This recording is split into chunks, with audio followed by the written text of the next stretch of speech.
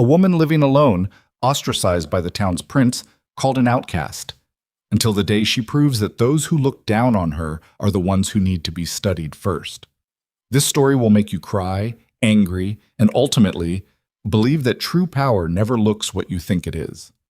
Click now and comment the name of the city you're watching in so I know how far my story has progressed. Don't miss a second. This journey is 2 hours long and every part is worth your time. We just swing. The morning Mara Ellison's quilt landed in the dirt, she did not cry. She wanted to. God or whatever force had seen fit to give her this particular life knew she wanted to. She felt the burn behind her eyes, that familiar pressure that had been building since before she'd even left the house that morning, since she'd wrapped the quilt carefully in brown paper and tied it with a length of twine she'd saved from a flour sack.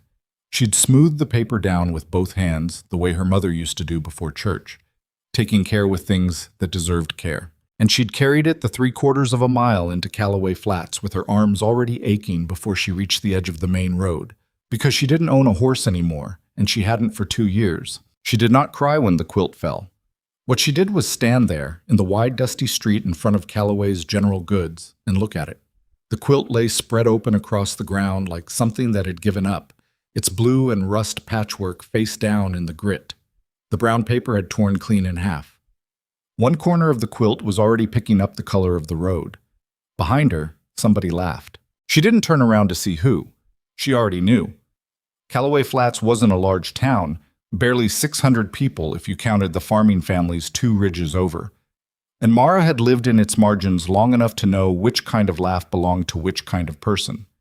This one had come from somewhere near the feed store, low and easy, like the person making it had plenty of air to spare. "Didn't even make it to the hall," someone said. A woman's voice. Mara recognized it.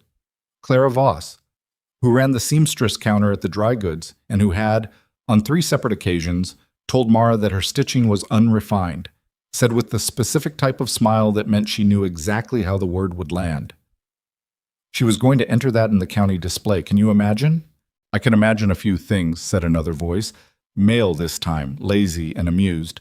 "But a prize ribbon for that particular specimen isn't one of them." More laughter. Not a crowd, not yet, but the sound carried. Sound always carried in Callaway Flats. The buildings were too close together and the street too wide and empty, and voices bounced back and forth across the hardpack like they had nowhere better to be. Mara crouched down. Her knees hurt. They always hurt in the mornings. And she pressed her lips together against the sensation and got her hands under the edge of the quilt and started to fold it. The fabric was cold and slightly damp from the ground. A small, dark scuff of mud had transferred to the corner that had hit first. She rubbed at it with her thumb, which accomplished nothing except spreading it a little. "She makes them out of garbage, you know." Clara again, closer now, which meant she'd walked a few steps in Mara's direction. Not to help, just to be nearer to the spectacle. "Old clothes. Rags from people's trash piles. Can you imagine wearing something made from someone else's cast-offs? Can you imagine sleeping under it?" "I'd sooner sleep under the actual fence post," the male voice said. And Clara laughed again, that small, precise sound she made when she felt she'd scored a point. And Mara's hands kept moving, kept folding, corner to corner, edge to edge, the way her father had taught her to fold anything worth keeping. You start with the corners and you work your way in. You do it carefully. You don't rush. She was on the second fold when the shadow fell across her. She thought, for one mortifying second, that someone had come to stand over her for a better look. She tensed, her shoulders pulling up toward her ears. Then she realized the shadow wasn't vertical. It was moving, low and purposeful. And she looked up just in time to see a pair of large, worn hands take hold of the other edge of the quilt. She didn't know him. That was the first thing. He was a stranger, which meant he'd come in with the cattle drive she'd heard had been moving through the county all week. She'd seen the dust cloud on the eastern horizon 2 days ago and thought nothing of it. He was tall in a way that wasn't deliberate, just a fact about his body, and he was dirty the way men got dirty after days on the trail. The kind of dirt that lives in the creases of a face and doesn't come out until you've had a real bath with real soap and enough hot water to matter. He had a jaw that hadn't been shaved in probably 5 days and eyes the approximate color of creek water in October, that muddy gray-green that wasn't quite either thing. He didn't say anything. He just took hold of the other edge of the quilt, steady, no ceremony, and helped her fold it. Mara stared at him. He didn't look back at her, not right away. He was focused on the quilt, on matching the edges evenly, on getting it right. He handled the fabric carefully, the same way you'd handle something that had cost somebody something to make. When the fold was done, he looked up, and for a second they just looked at each other across the folded quilt between them, and Mara had the strange sensation of not knowing what her face was doing. "Sorry about the mud," he said. His voice was quieter than she expected. It's fine," she said, which was a lie, but it was the only thing she could think of. He nodded, once. Then he held out his end of the quilt to her. She took it. He stood up, and she stood up with him, and for a moment they were both just standing there in the middle of the main road, with the folded quilt between them, and the whole embarrassing scene still echoing in the air around them. Clara Voss had gone quiet. Mara could feel it without looking, that particular quality of silence that meant someone had expected something to go one way, and it had gone another. "You made this?" the man asked.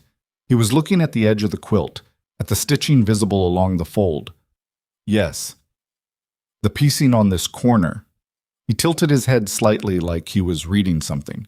"That's not simple work." Mara didn't know what to say to that. "It's patchwork," she said finally. "Anyone can do it."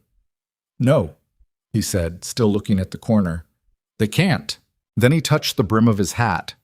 Barely, just a habit, and he walked away, back toward the far end of the street where a line of horses stood tied at the long rail outside the livery. He walked like a man who had somewhere to be and wasn't in any hurry to get there, which was a particular kind of confidence Mara had only ever seen in people who didn't much care what anyone thought of them. She stood there for a moment, quilt in her arms, in the middle of the road. Clara Voss said something behind her. Mara didn't catch the words. She turned and walked home.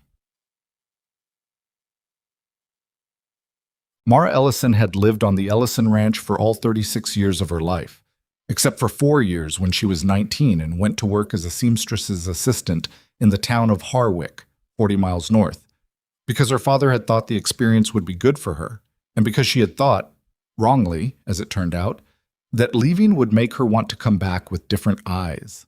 She'd come back with the same eyes. The town had the same eyes, too. The ranch itself was not impressive. Her father, Earl Ellison, had homesteaded the land 20-some years before she was born, broken the soil with 2 mules and a hand plow and considerable stubbornness, and built the original cabin with timber he'd hauled himself from the tree line half a mile east. He'd added to it over the years, but not substantially. The main house was 4 rooms, a kitchen and main room combined, a sleeping room, a small room her father had used as an office, and that Mara now used as a workroom, and a lean-to addition on the back that served as a mudroom and cold storage. There was a barn in better days than the house was currently in, a root cellar, a well that was deep enough to be reliable even in dry summers, and about 90 acres of land, a good portion of which Mara had let go to grass because she couldn't work it alone and couldn't afford to hire anyone to work it with her. She kept 3 chickens. She had kept 5, but something had gotten into the coop in the spring, and that was the end of 2 of them. She made her living, such as it was, with her hands. She repaired clothes for people who needed it, took in mending, made garments for families who had more children than time to sew for them. And she made quilts. The quilts were what she did when the other work was finished, or when the other work was too scarce to fill the hours, which was frequently. She made them from whatever she could find or was given: old dresses, worn-out trousers, fabric from flour sacks, scraps of curtain material, the occasional piece of something nice that came to her by way of a church sale or a neighbor's cleaning out. She pieced them carefully, with more care than anyone in Callaway Flats seemed to think they deserved, and she sold them when she could, and traded them when she couldn't sell them, and kept the ones she couldn't do either with. She had 15 quilts in the house right now. Most of them were folded in the chest in the workroom. The one she'd entered in the county display, or tried to, was the one that had landed in the road. She set it on the work table when she got home and stood looking at it for a while. Then she got a damp cloth and worked on the mud stain, which came out better than she'd expected. The quilt itself was a log cabin pattern in blues and rusts and creams, made largely from an old work shirt of her father's and a dress she'd had at 17 that she'd finally admitted she was never going to fit into again, and 2 flour sacks and a curtain that Mrs. Farley 3 farms over had given her when she replaced her front room curtains 2 winters ago. It wasn't garbage. She knew what Clara Voss thought about it. She knew what most of Callaway Flats thought about it, and about her. She'd had 36 years to get accustomed to the shape of their opinion, and she had gotten accustomed to it, mostly. The way you get accustomed to a bad knee. You know it's there, you adjust your stride. You don't think about it every moment, but you also don't forget. What she hadn't been expecting today was him. She sat down at the work table and picked up a needle and the small piece of rust-colored fabric she'd been meaning to patch into a tear on the quilt's left side, and she thought about what he'd said. The piecing on this corner, that's not simple work. Said it plainly, like it was just a thing he'd noticed and was reporting, not a compliment he was manufacturing for her benefit. She didn't know what to do with that. She set the needle down and looked out the window at the pasture. The grass was long. She was going to have to do something about the east fence line before fall, and she wasn't sure where the lumber was going to come from. The list of things she wasn't sure about was long and got longer every year. She was good at keeping it from overwhelming her on most days. Today was not the best of days. She picked up the needle again and went back to work. She saw him again on Friday. She'd come into town for flour and lamp oil, walking the 3/4 of a mile because there was nothing for it but to walk it, and she was crossing the side street near the livery when she heard a low argument from somewhere inside the building. Not shouting, but the tight, controlled voice of someone keeping a lid on something with effort. She would have walked on except that she recognized one of the voices, and the voice she recognized belonged to a boy named Owen Fitch, who was about 14 and had the specific quality of bad luck that seemed to locate trouble the way water found low ground. Owen's mother did laundry for 3 families, including the Pikes, and Owen himself had twice brought Mara a bundle of things that needed mending and had both times been so severely underpaid for his trouble that Mara had added extra coin from her own pocket without telling him where it came from. She stopped, listened. "Told you I don't have it," Owen was saying. "I told you I'd have it by next week." "You told me that last week." This voice she didn't know. Older, flat. "Doesn't seem like a reliable pattern, son." "I'm not your son." "No, you're a boy who borrowed something and can't pay for it, which is a worse problem." Mara went around to the livery door and looked in. Owen was backed up against one of the stall dividers, and the man talking to him was one of the cowhands she'd seen around town all week. Not one of the drivers, but one of the hired men, older and thicker through the chest. He had his hand on the stall post next to Owen's head, not touching him but close enough that the suggestion was clear. "How much?" Mara said. Both of them looked at her. The cowhand's expression shifted to something that thought about being contemptuous and then reconsidered it. "Ma'am? How much does he owe you?" A pause. The man read her, taking stock. Whatever he saw made him decide something. 30 cents. Mara counted 30 cents from the small purse at her wrist. She held it out. The man took it. "You mind how you speak to him?" she said, in the same tone she used when she was giving instructions. "He's a child." "You're not." The cowhand's jaw moved, but he nodded once and walked past her out of the livery. Owen let out a long, shaky breath. "Mrs. Ellison, Miss Ellison? Miss Ellison, you didn't have to—" "I know I didn't have to." She looked at him. He was thin in the way boys got when they were growing too fast and eating too little. "What did you borrow?" His ears went red. "A bridle. Thought I could return it before anyone noticed and I was wrong." "Yes, you were." She considered him. "Come by the house on Saturday. I have a fence post to replace and I'll pay you a fair wage for the afternoon." He blinked. "Really?" "I wouldn't have said it if I didn't mean it." She left him there and went to get her flour. She was loading the second bag into her basket outside the general store when she heard boots on the steps behind her and looked up to find the cattle driver from Wednesday, the one who'd helped her with the quilt. He stopped when he saw her. Something moved across his face. Not quite surprise, something quieter than that. "You keep showing up," he said. "I live here," she said. "You're the one who keeps showing up." The corner of his mouth moved. It wasn't quite a smile. "Fair enough." He reached past her for the door handle. "I'm Rowan Hale." She looked at him. Mara Ellison? I know. At her expression, small town, she picked up her basket. Yes, it is. She walked away. She made it about 10 feet before she stopped and turned back because something was sitting wrong, and she'd learned a long time ago that things that sat wrong didn't get better from being ignored. The quilt, she said. What you said about the piecing, did you mean it or were you just saying something? He was still on the store steps, watching her. He thought about it for a second. Actually thought about it, didn't just give her the comfortable answer. I meant it, he said. My wife used to quilt. I know what the work looks like. She nodded. All right. And she turned around again and walked home. Book. The thing about Callaway Flats was that it had rules. Not written ones, nothing so honest as that, but rules all the same. The kind that lived in the spaces between people and organized who mattered and who didn't. Mara had learned them early. She'd been learning them since she was a child, watching her father get passed over at the trading post because he wasn't one of the families who'd been there first, who'd staked the best land and built the biggest houses, and then written themselves into the center of every story the town told about itself. Earl Ellison had been a good man who'd died with a middling amount of debt, and a small piece of land and a daughter who had somehow managed to be the wrong kind of everything. Too large, too quiet, too particular about her work.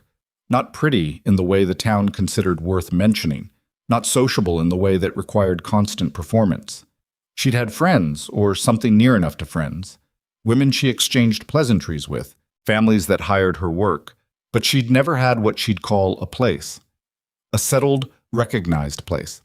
The feeling of being someone that a room accommodated naturally rather than worked around. She told herself for years that this didn't matter, that she had her work and her land and her own company, which she had come to appreciate over time. She wasn't always sure she believed herself. Kiet. Rowan Hale came by on Sunday. She didn't know he was coming. She heard the horse and went to the window and looked out and saw a man on a brown and white paint mare she didn't recognize coming up the track from the road. And she thought for a moment it was Owen's uncle from over the ridge, who sometimes stopped in when he was passing. Then the rider got close enough for her to see his face, and she stood there by the window for a moment trying to figure out what she thought about this. She went to the door. I was in the area, he said when he'd pulled up, which was a sentence that could be true or could be polite, and she didn't know him well enough yet to know which one it was. He had 2 saddlebags that looked heavier than they had any reason to be if he'd just been passing through. Were you? She said. I heard you do repairs, garment work. I do. He swung down from the horse. From one of the saddlebags, he pulled a rolled bundle of cloth. Several pieces, she realized as he carried it over, not one. He held it out. Men on the drive, shirts that need buttons, a few pairs of trousers with blown-out seams, work I can pay for. She took the bundle and unwrapped the edge to look. He was right. Basic repairs, most of them. The kind that accumulated when you had 20 men on the road for weeks at a time and no one responsible for keeping things mended. There was good work here for 3 or 4 days. I can have these ready by Wednesday, she said. No hurry. She looked up at him. He was looking past her at the barn, that evaluating look men got when they were assessing what needed doing without being asked. Don't, she said. He looked back at her. Whatever you're thinking about out there, she said. Don't. I know what it needs. I'll get to it. A pause. Wasn't going to say anything. You had the face. He almost smiled. Fair enough. She took the bundle inside. She made coffee because it would have been rude not to, and she brought 2 cups out to the porch because it would have been something else, she wasn't sure what, to invite him inside. They sat on the step in the thin Sunday afternoon sun, and he drank his coffee and she drank hers, and they didn't talk very much, which was something she would have expected to feel uncomfortable and didn't. After a while she said, Your wife. He didn't stiffen, exactly, but something in him arranged itself. She passed, he said, 3 years ago. Fever. I'm sorry. Yeah. He turned his cup in his hands. She would have liked your work. She was particular about quilts. Used to say that a bad quilt was a sin against the fabric. Mara looked at him. She sounds like a woman with opinions. She had enough opinions for 3 people.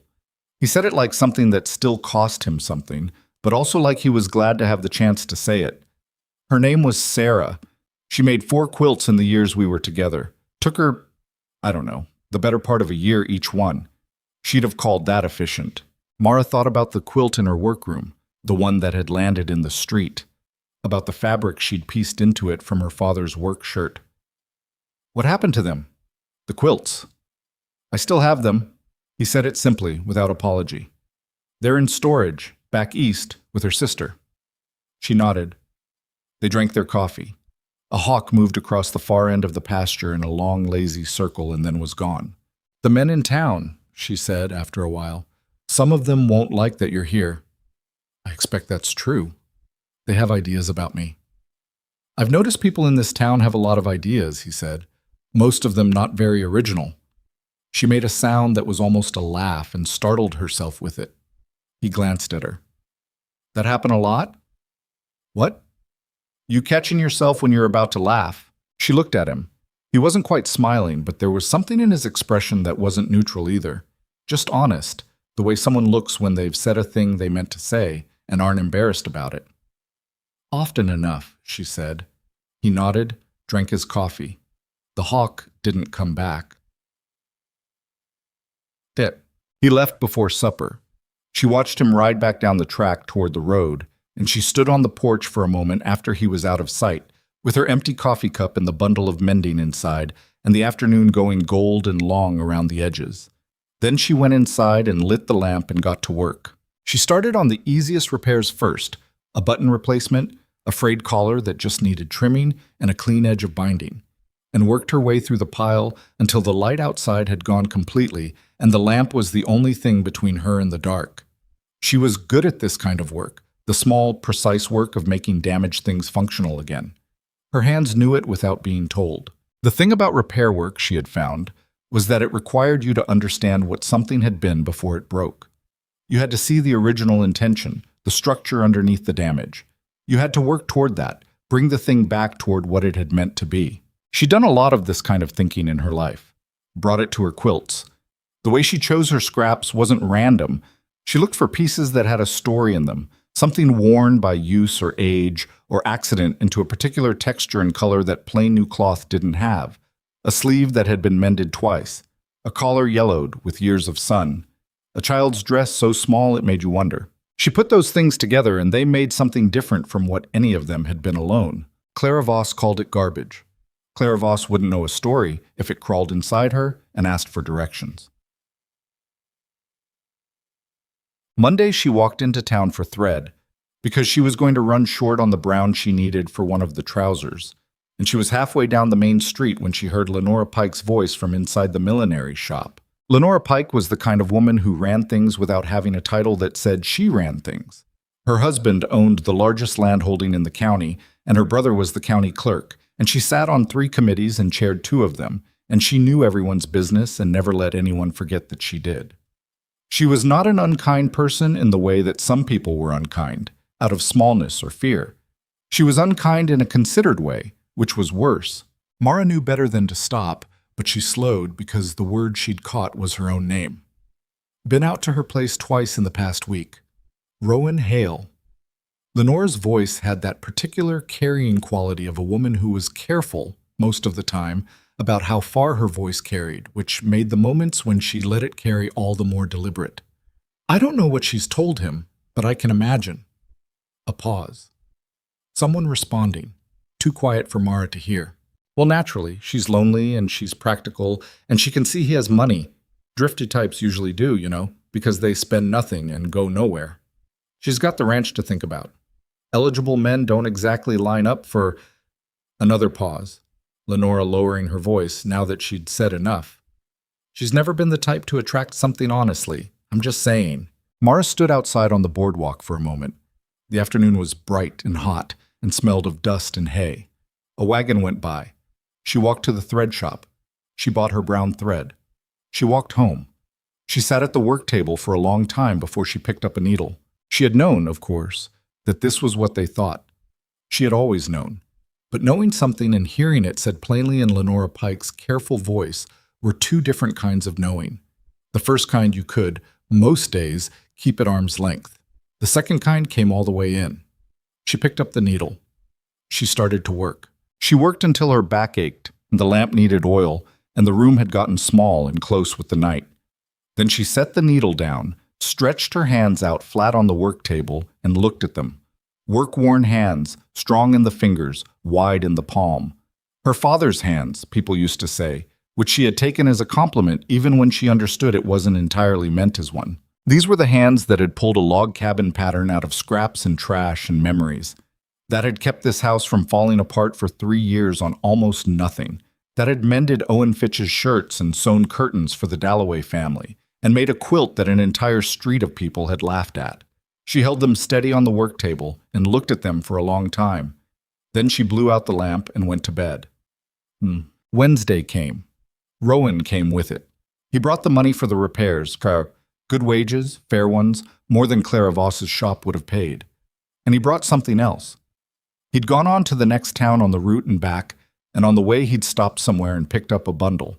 He laid it on the table, a tied collection of fabric pieces in various shapes and colors, a dozen or more. Men on the drive, he said. Families they left. Old clothes they couldn't throw out. Nobody's going to use them where they are. He looked at the bundle, then at her. I thought... He stopped. I didn't know if you'd want them. She undid the knot and looked at what was there. A faded blue work shirt, a strip of red calico, the kind common 20 years ago and getting harder to find now. A piece of brown wool from a coat, the good wool, the kind that lasted.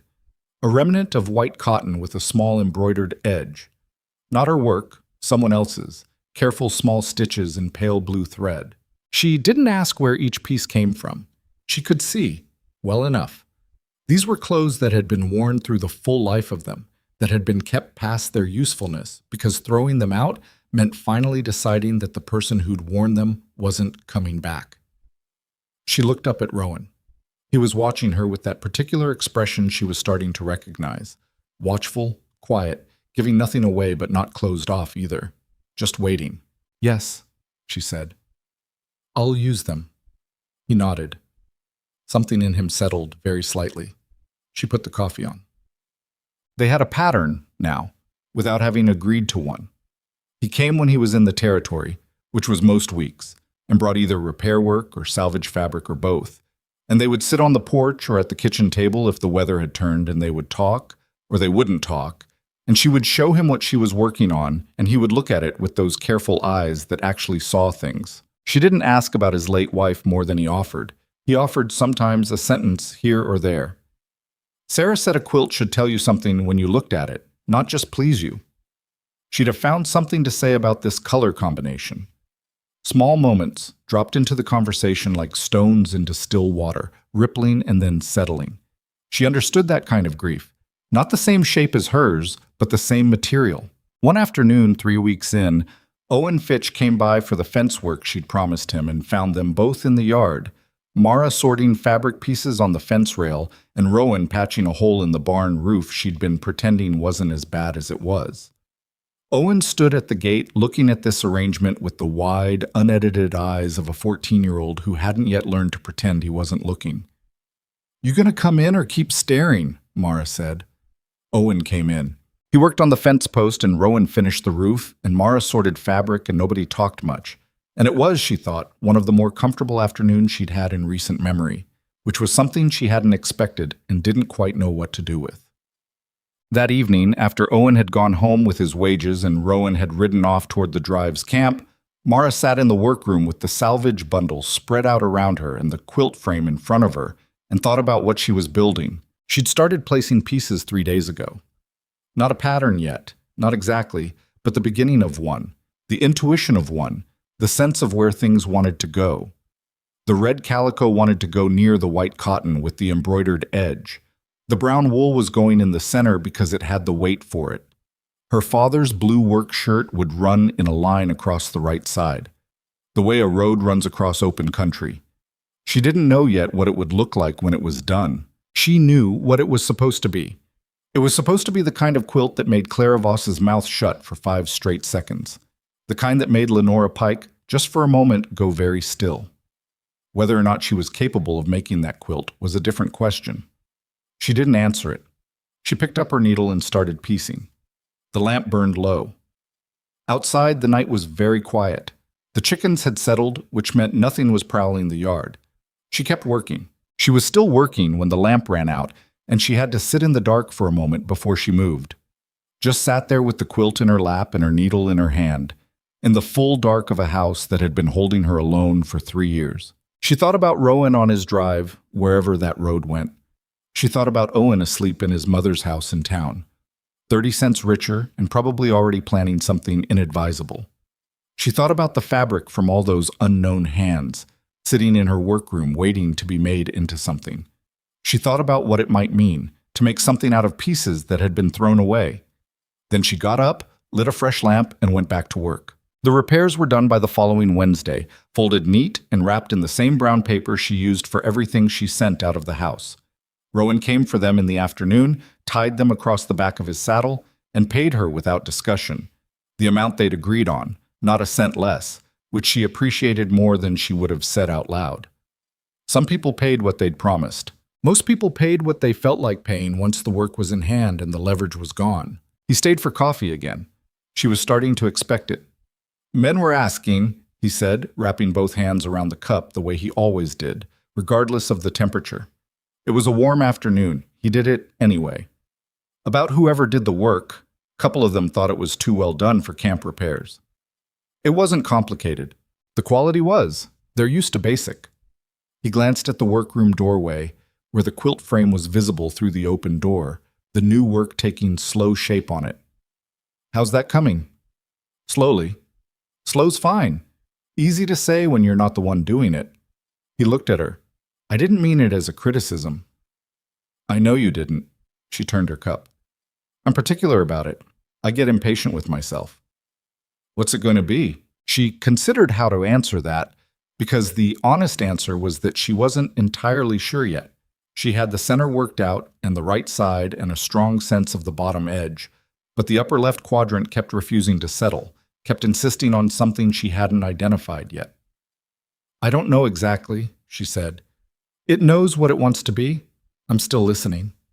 He nodded like that made sense, which was not the response she'd have gotten from most people. Sarah used to say the same thing. He said it easily, without the careful lowering of volume that people usually used around grief. She'd have the pieces all laid out on the floor and she'd stand over them for an hour just looking. I'd ask her what she was doing and she'd say she was listening to them argue. Mara laughed.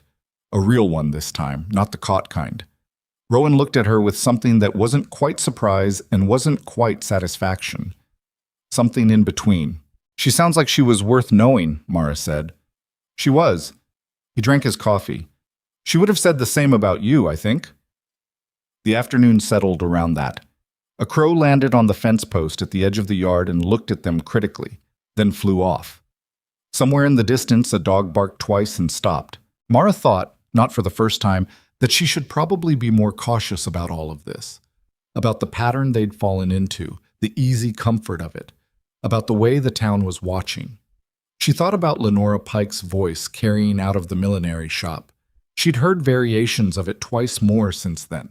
Not always Lenora, not always the same words, but the same shape of opinion. She didn't say any of that. What she said was, "When's the drive moving on? Couple more weeks. Need to hold the herd here while we wait on a buyer out of the Eastern Territories." He paused. "I'll be back through in the fall.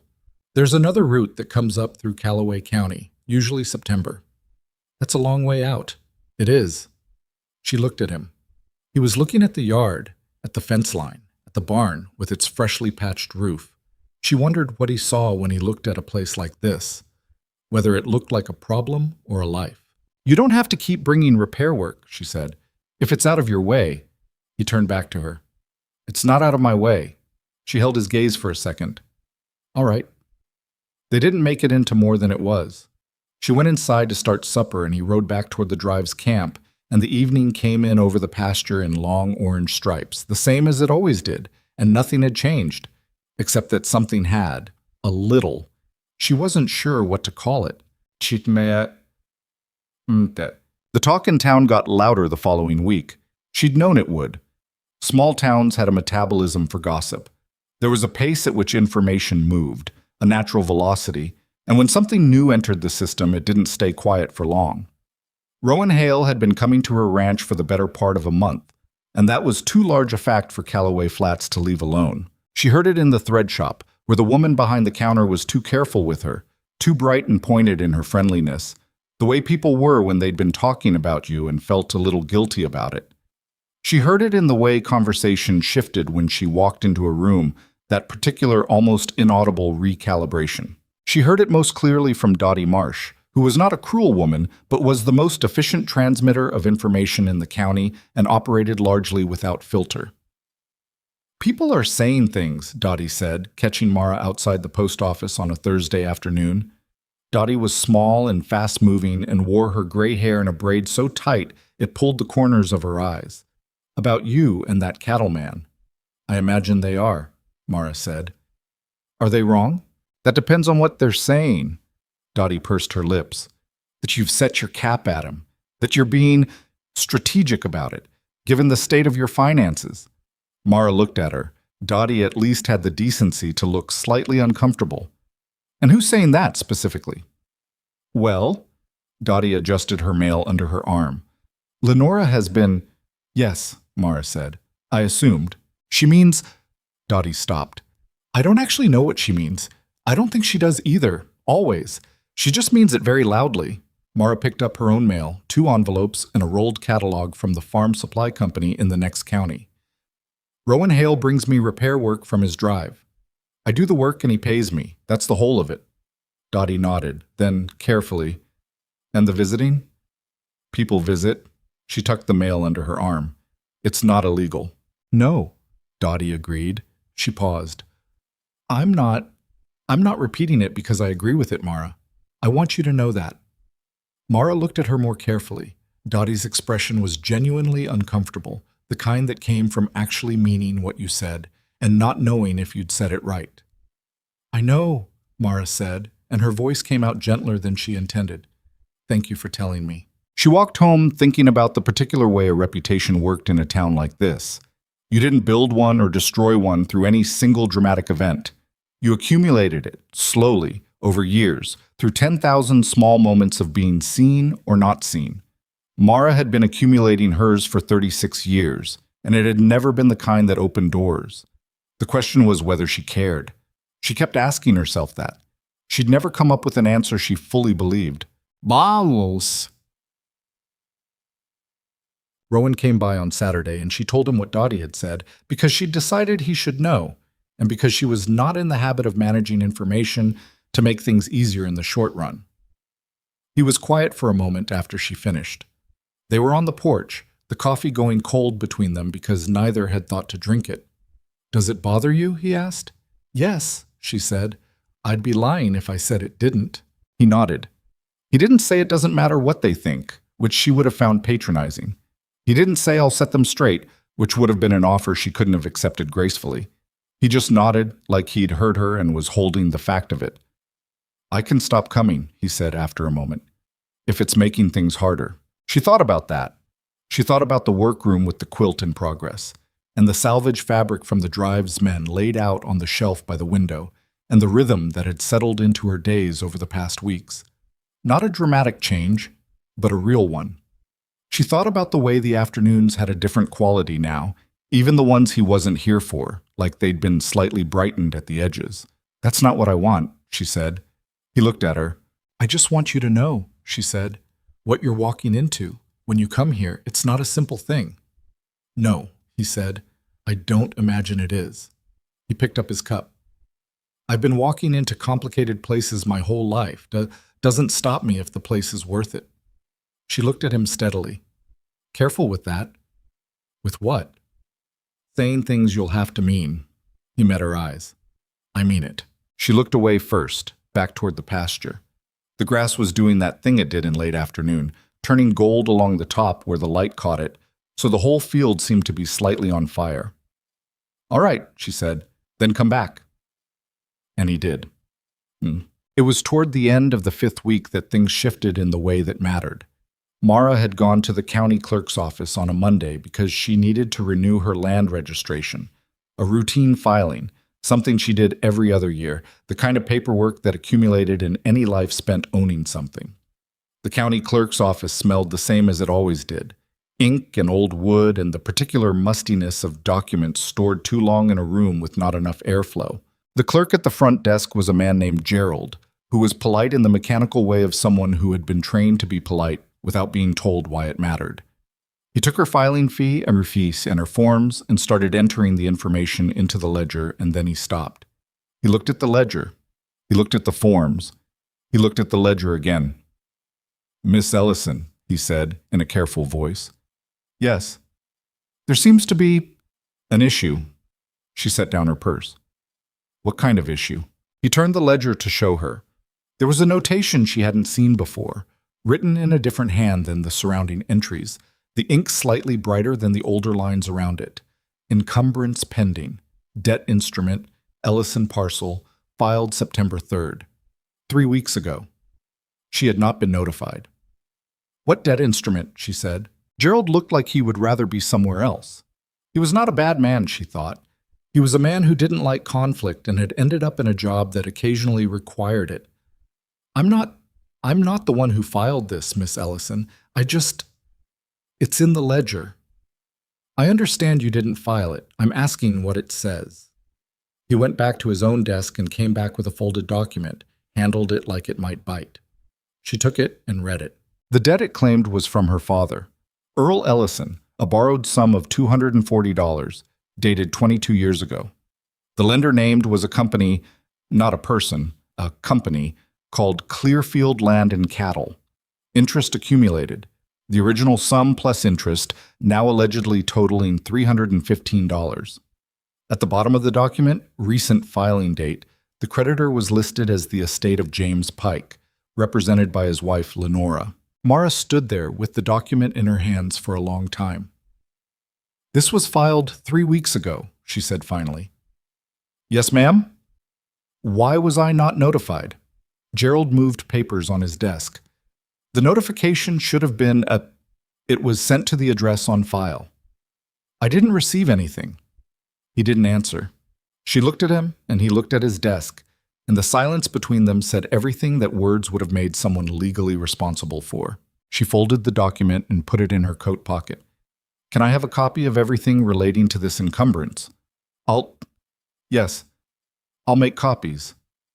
"Today?" "Yes." He cleared his throat. "Today." She waited. He made the copies. She thanked him in a voice that was very controlled and very quiet, and she walked out of the county clerk's office into the full afternoon sun, and she stood on the boardwalk outside for a moment before she started walking. Her father had died 4 years ago. She had gone through his papers. She had found no document referencing a debt to any entity called Clearfield Land and Cattle, no record of borrowing $240 from anyone at the date listed. What she had found was 3 years of receipts, 2 mortgage documents that were paid and stamped and cleared, a deed to the land, and a letter from a bank in Harwick confirming that all outstanding balances had been settled as of the year before her father died. She thought about Lenora Pike's voice in the millinery shop. She's got the ranch to think about. She thought about how long it would take a woman like Lenora to decide to do something like this. Weeks, maybe months. The decision would have been made before Rowan Hale had ever ridden into town, probably made the moment Mara had walked out of the county display that morning with her quilt under her arm and someone had seen the way she held her chin. Or maybe earlier than that. Maybe this had been waiting for a long time, ready to be used the moment it was needed. She walked home. She went to the workroom. She put the document on the table and looked at it. Then she opened the chest in the corner. The large cedar chest her father had built in the first year he'd owned the land, solid and plain and exactly what it needed to be. And she started going through papers. She worked through the night. There were 3 years of her father's papers in that chest, plus older documents in a tin box that had gotten shoved to the back somewhere along the way, and that she'd never had reason to fully inventory. She went through every page. The lamp burned low at midnight, and she refilled it without stopping, working by the smell of the fresh oil in the small yellow circle of light, reading through receipts and letters and old contracts and correspondence she'd never seen before. At 2 in the morning, she found it. It was at the bottom of the tin box, underneath a bundle of letters from her mother's family that she set carefully aside, underneath a land survey from 1861 and a bill of sale for 2 mules. A single folded sheet of paper, the ink faded to brown, the paper soft with age. A receipt. Received in full, sum of $240, interest waived at lender's discretion, debt instrument discharged. Ellison parcel, this date, August 14th. Signed by someone named Robert Clearfield, witnessed by a notary, stamped with a seal she could still read. The date was 20 years ago, 2 years after the debt was supposedly taken out. The ranch had been clear for 20 years, and someone had filed a claim on it anyway, and the man whose name was on that original lending company was dead, and the woman who now called herself his heir had filed a legal encumbrance on property she had no claim to whatsoever. Mara sat at the work table for a long time with both documents in front of her, the receipt and the encumbrance, the proof and the lie. Then she went to the kitchen and got a glass of water because her hands had started shaking and that was not helpful. She stood at the kitchen window drinking the water in the dark, looking out at the yard where the moonlight laid itself down in pale rectangles across the grass. She thought about Lenora Pike sitting in a comfortable room somewhere in town, sleeping well, certain of herself. She thought about the quilt on the frame in the next room. She put the glass down, went back to the work table, and put both documents in the tin box. She locked the tin box with the small key that had always hung on a hook inside the chest. She put the key in the pocket of her work dress. Then she sat down and picked up the quilt. She needed to work. Her hands needed something to do that she understood. She pieced until dawn, adding 3 new squares to the upper left quadrant that had been refusing to settle, and they went in like they'd always known where they belonged. Rowan came on Tuesday. He looked at her face when she opened the door and said, "What happened?" Not a question. She told him. All of it. The county clerk's office, the document, the night of going through her father's papers, the receipt at the bottom of the tin box. She told it plainly, without performance, the way she'd been telling difficult things to people her whole life, because she'd found that plainness was the only way she could get through them without coming apart. He listened. He didn't interrupt. When she was done, he was quiet for a moment. "You have the receipt?" "Yes." "And it's dated earlier than 20 years before the claim?" "Yes." She put both documents on the table between them. He looked at them without touching them. "She can't make this stick," he said, "not with that receipt. Any county judge, I know she can't make it stick legally." Mara folded her hands on the table. "What she can do is make it expensive to fight, delay, make me spend money I don't have arguing with the clerk's office and filing counter documents and potentially hiring someone to represent me, which I cannot afford." She looked at him. "She's not trying to take the ranch, Rowan. Not really. She knows this will fall apart if I push back. What she's doing is squeezing." He looked at her. "Why?" "Because she can." Mara paused. "Or, not just because she can, because she wants me to give up. Not on the legal fight specifically, just on wanting things, on having the nerve to want them." He was quiet again, but a different kind of quiet, the kind that was working on something. "What do you need?" he said. "I need to file the receipt as a counterfiling with the county clerk. I need the filing fee, which is $2, and I have that. I need someone to witness my filing, because Gerald is going to be looking for a reason not to process it, and having someone present will discourage that." She looked at him. "I can do all of it myself. I just wanted you to know. I'll go with you." "You don't have to." "I know I don't have to." He said it the same way she said it, and she recognized her own phrasing coming back to her, and something in her shifted slightly, not uncomfortably. "Thursday," she said. "I want to get there when Gerald first opens, before anyone from the Pike household has a reason to be there." "Thursday," he agreed. She made coffee. He stayed for the afternoon, and they didn't talk about Lenora Pike again, and he looked at the quilt progress for a long time without saying anything until she asked him what he was thinking. "I was thinking she was right," he said. "Sarah, about listening to the pieces argue." He tilted his head at the upper left corner where the new squares had gone in. "That corner's different from 2 weeks ago." "I found what it wanted." "What was it?" She considered. "Something that wasn't afraid of the center." He looked at her instead of the quilt then, just for a second, and she kept her eyes on the fabric. Thursday morning was cold for the time of year. The sky the color of old pewter, clouds moving fast from the northwest. They walked into town because Rowan had left his horse at the livery the night before to have a shoe replaced, and Mara preferred walking anyway.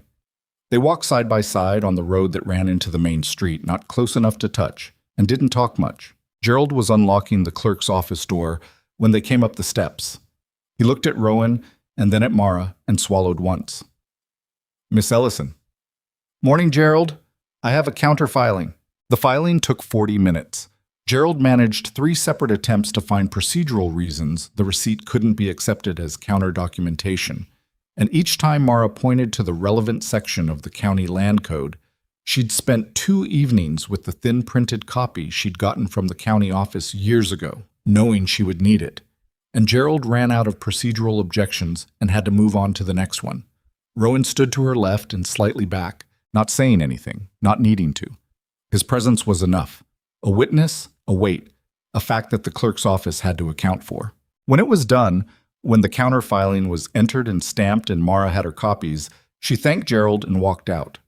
On the steps, she stopped and let out a breath she'd been holding, probably since Tuesday.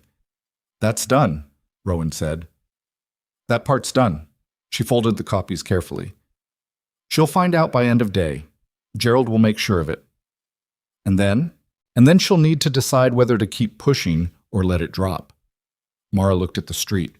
The town was waking up around them, wagons appearing, a few people crossing the far end. "My guess is she'll let it drop. Not gracefully, but she'll let it drop. She doesn't want a public legal fight any more than I do. What she wanted was for me to not notice, or to notice and give up." "She misjudged you." "Yes." She tucked the papers inside her coat. "She's been doing that for 36 years. It's a habit." They walked back toward the livery to collect his horse. The cold had eased a little with the morning moving, the clouds thinning at the eastern edge where the sun was pushing through. A week ago, the main street had felt like enemy territory every time she walked it. It felt like that now too, but differently. Like territory she'd just taken a yard of, not enough to win anything, but enough to know the ground under her feet. Owen Fitch appeared from somewhere near the post office, on whatever obscure errand kept him perpetually in motion. He fell into step with them automatically, the way he'd started doing. "You get your filing done?" he asked Mara. She looked at him. "How did you know about my filing?" "My ma does laundry for the Pikes." He said it without embarrassment. "Mrs. Pike has been in a mood all week. I figured you were why." "Owen, I didn't say anything to anybody." He was offended.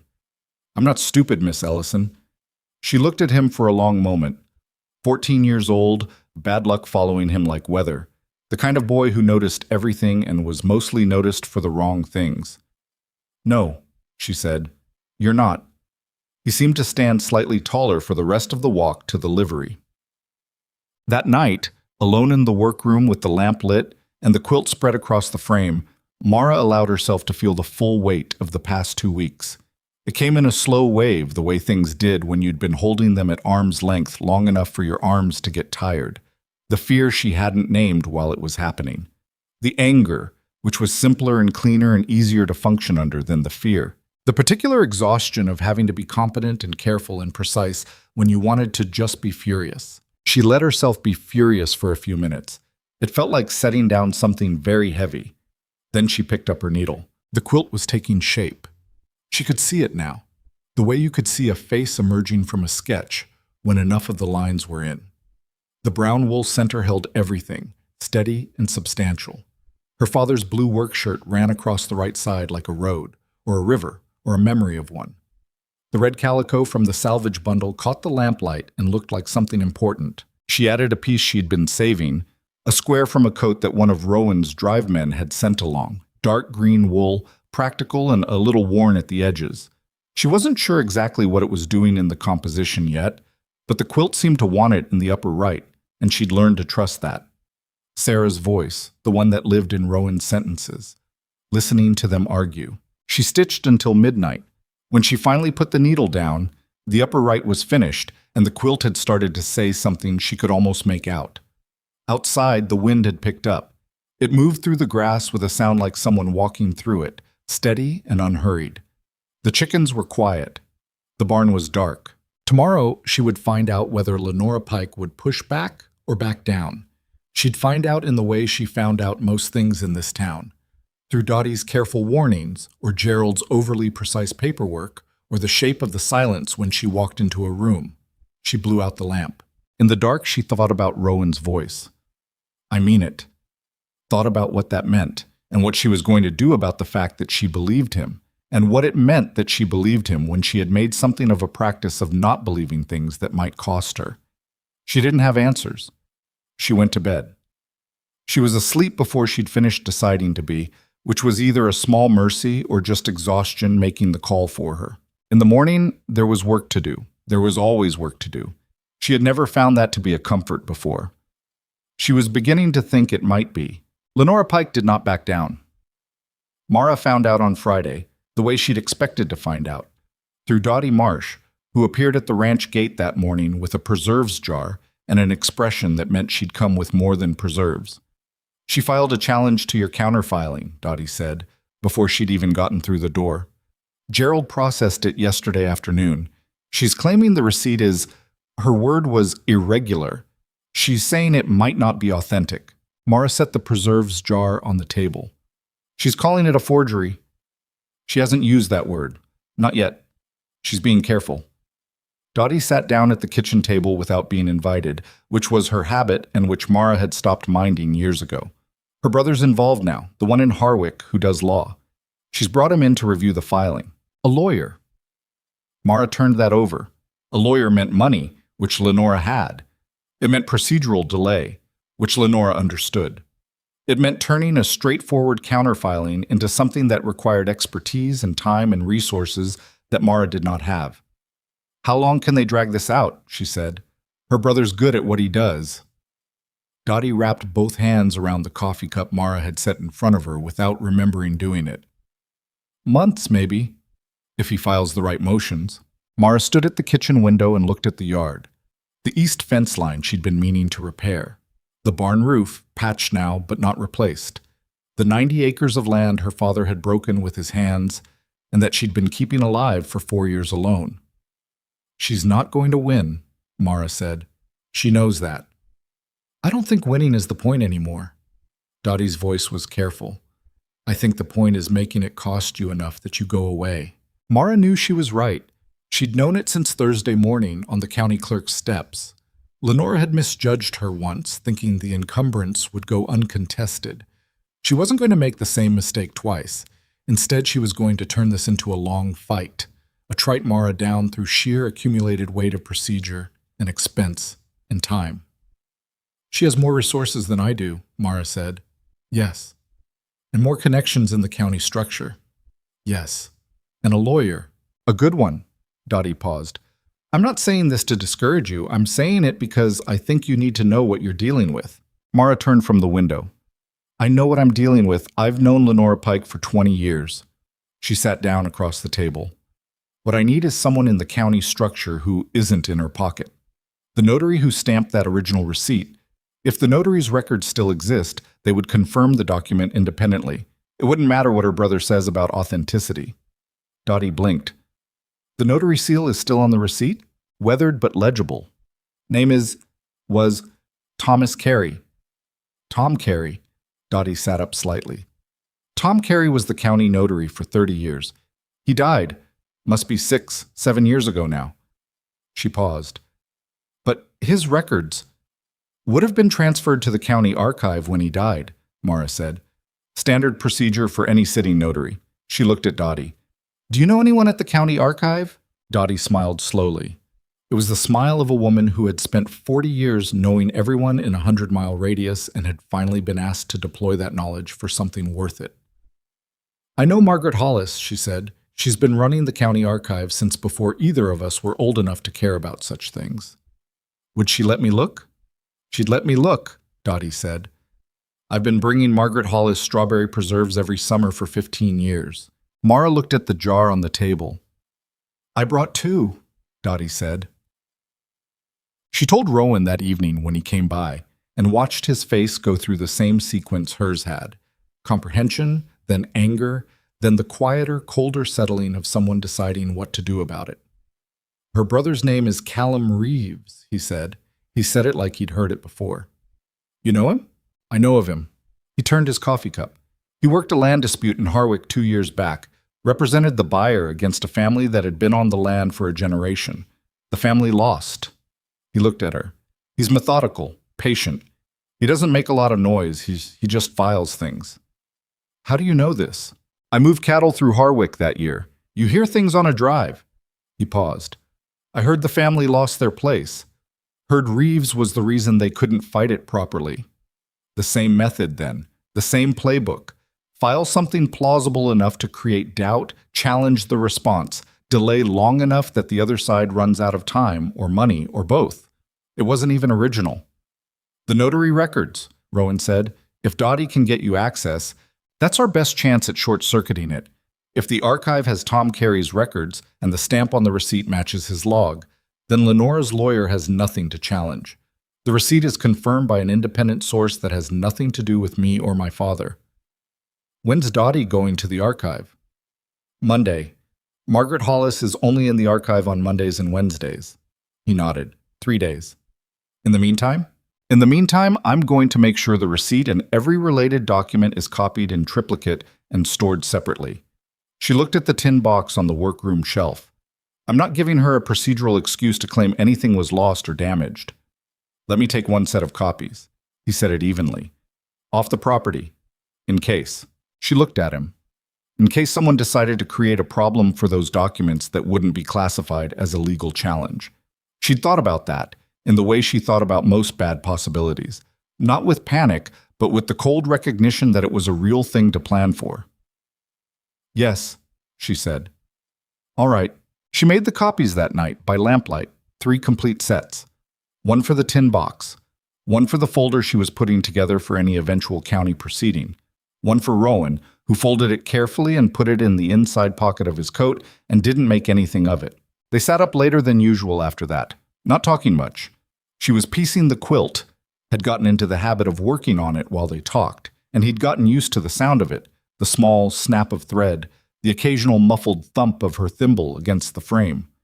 Outside, the wind had picked up, the same kind of moving weather that had been coming through all week. Can I ask you something? She said without looking up from the fabric. You can ask? Sarah's quilts. The 4 she made. She kept her eyes on the stitching. Did you look at them after? Or did you just put them away? A pause. Longer than most of his pauses. I looked at them, he said. For a while I could barely stand to. Then I looked at them too much. Then I put them away because I needed to be able to go through a day without... He stopped. Started again. There's a difference between remembering and staying. I was staying too long. She nodded, still stitching. She put her hands all over those quilts, he said. The same way you put your hands all over that one. He was quiet for a moment. I think that's why I stopped when you were in the street that day. I recognized the work, what it takes to make something like that. She set the needle down and looked at him. He was looking at the quilt, not at her. That's a kind thing, she said. It's a true thing, he said. I've found those are usually the same.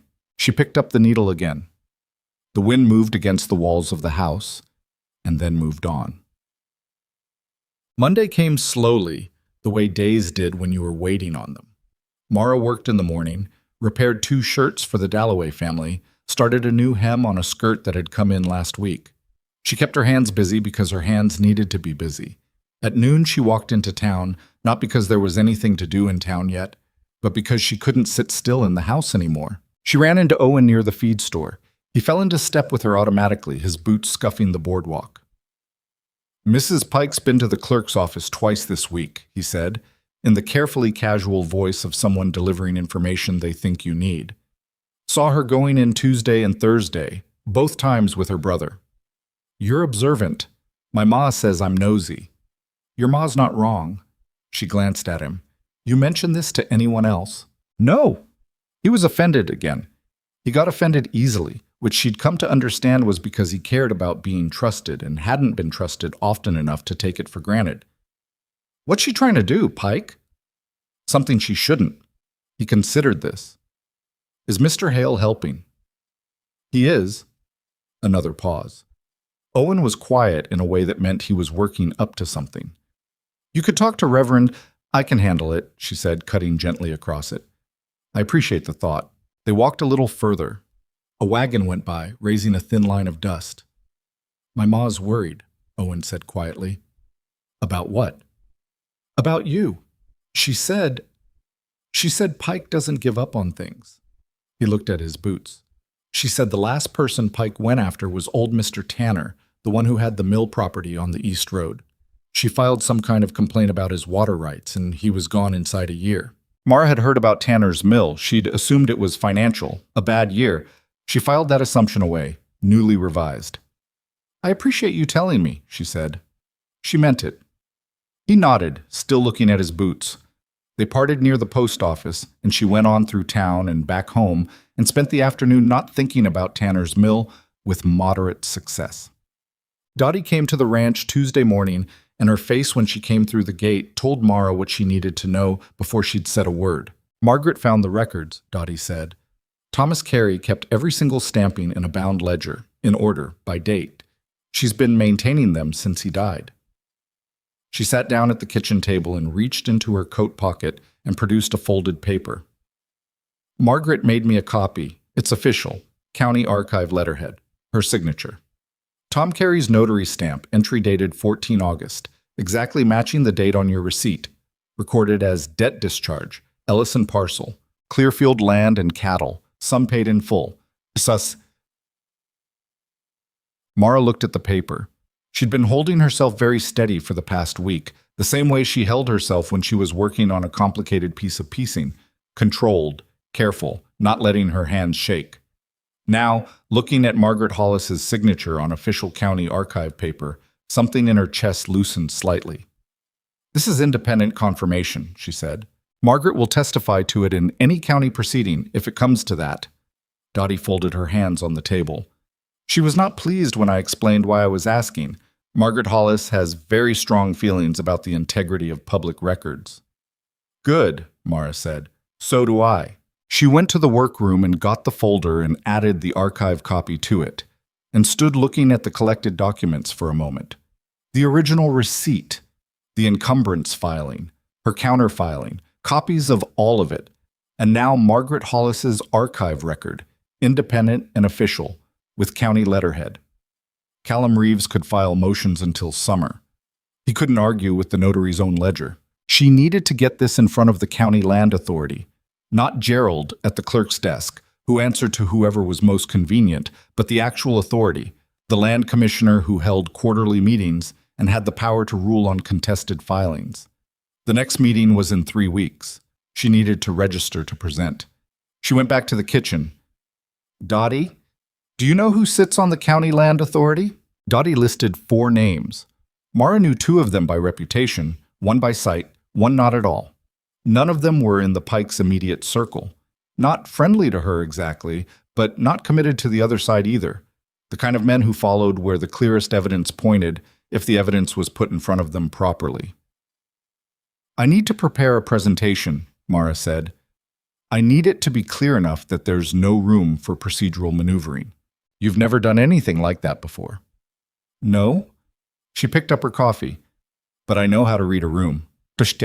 She told Rowan everything that night and watched the tension he'd been carrying for the past week shift and settle into something that wasn't resolved but was different.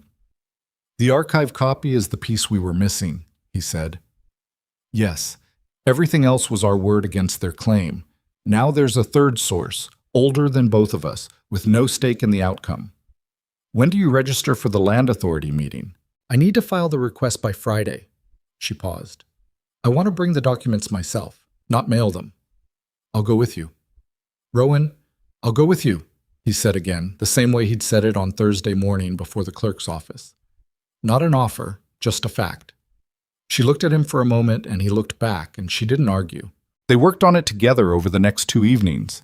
Rowan at the kitchen table, Mara moving between the table and the workroom where the quilt waited. She'd found that she thought more clearly when her hands were moving, and he'd figured that out without being told and stopped expecting her to sit still.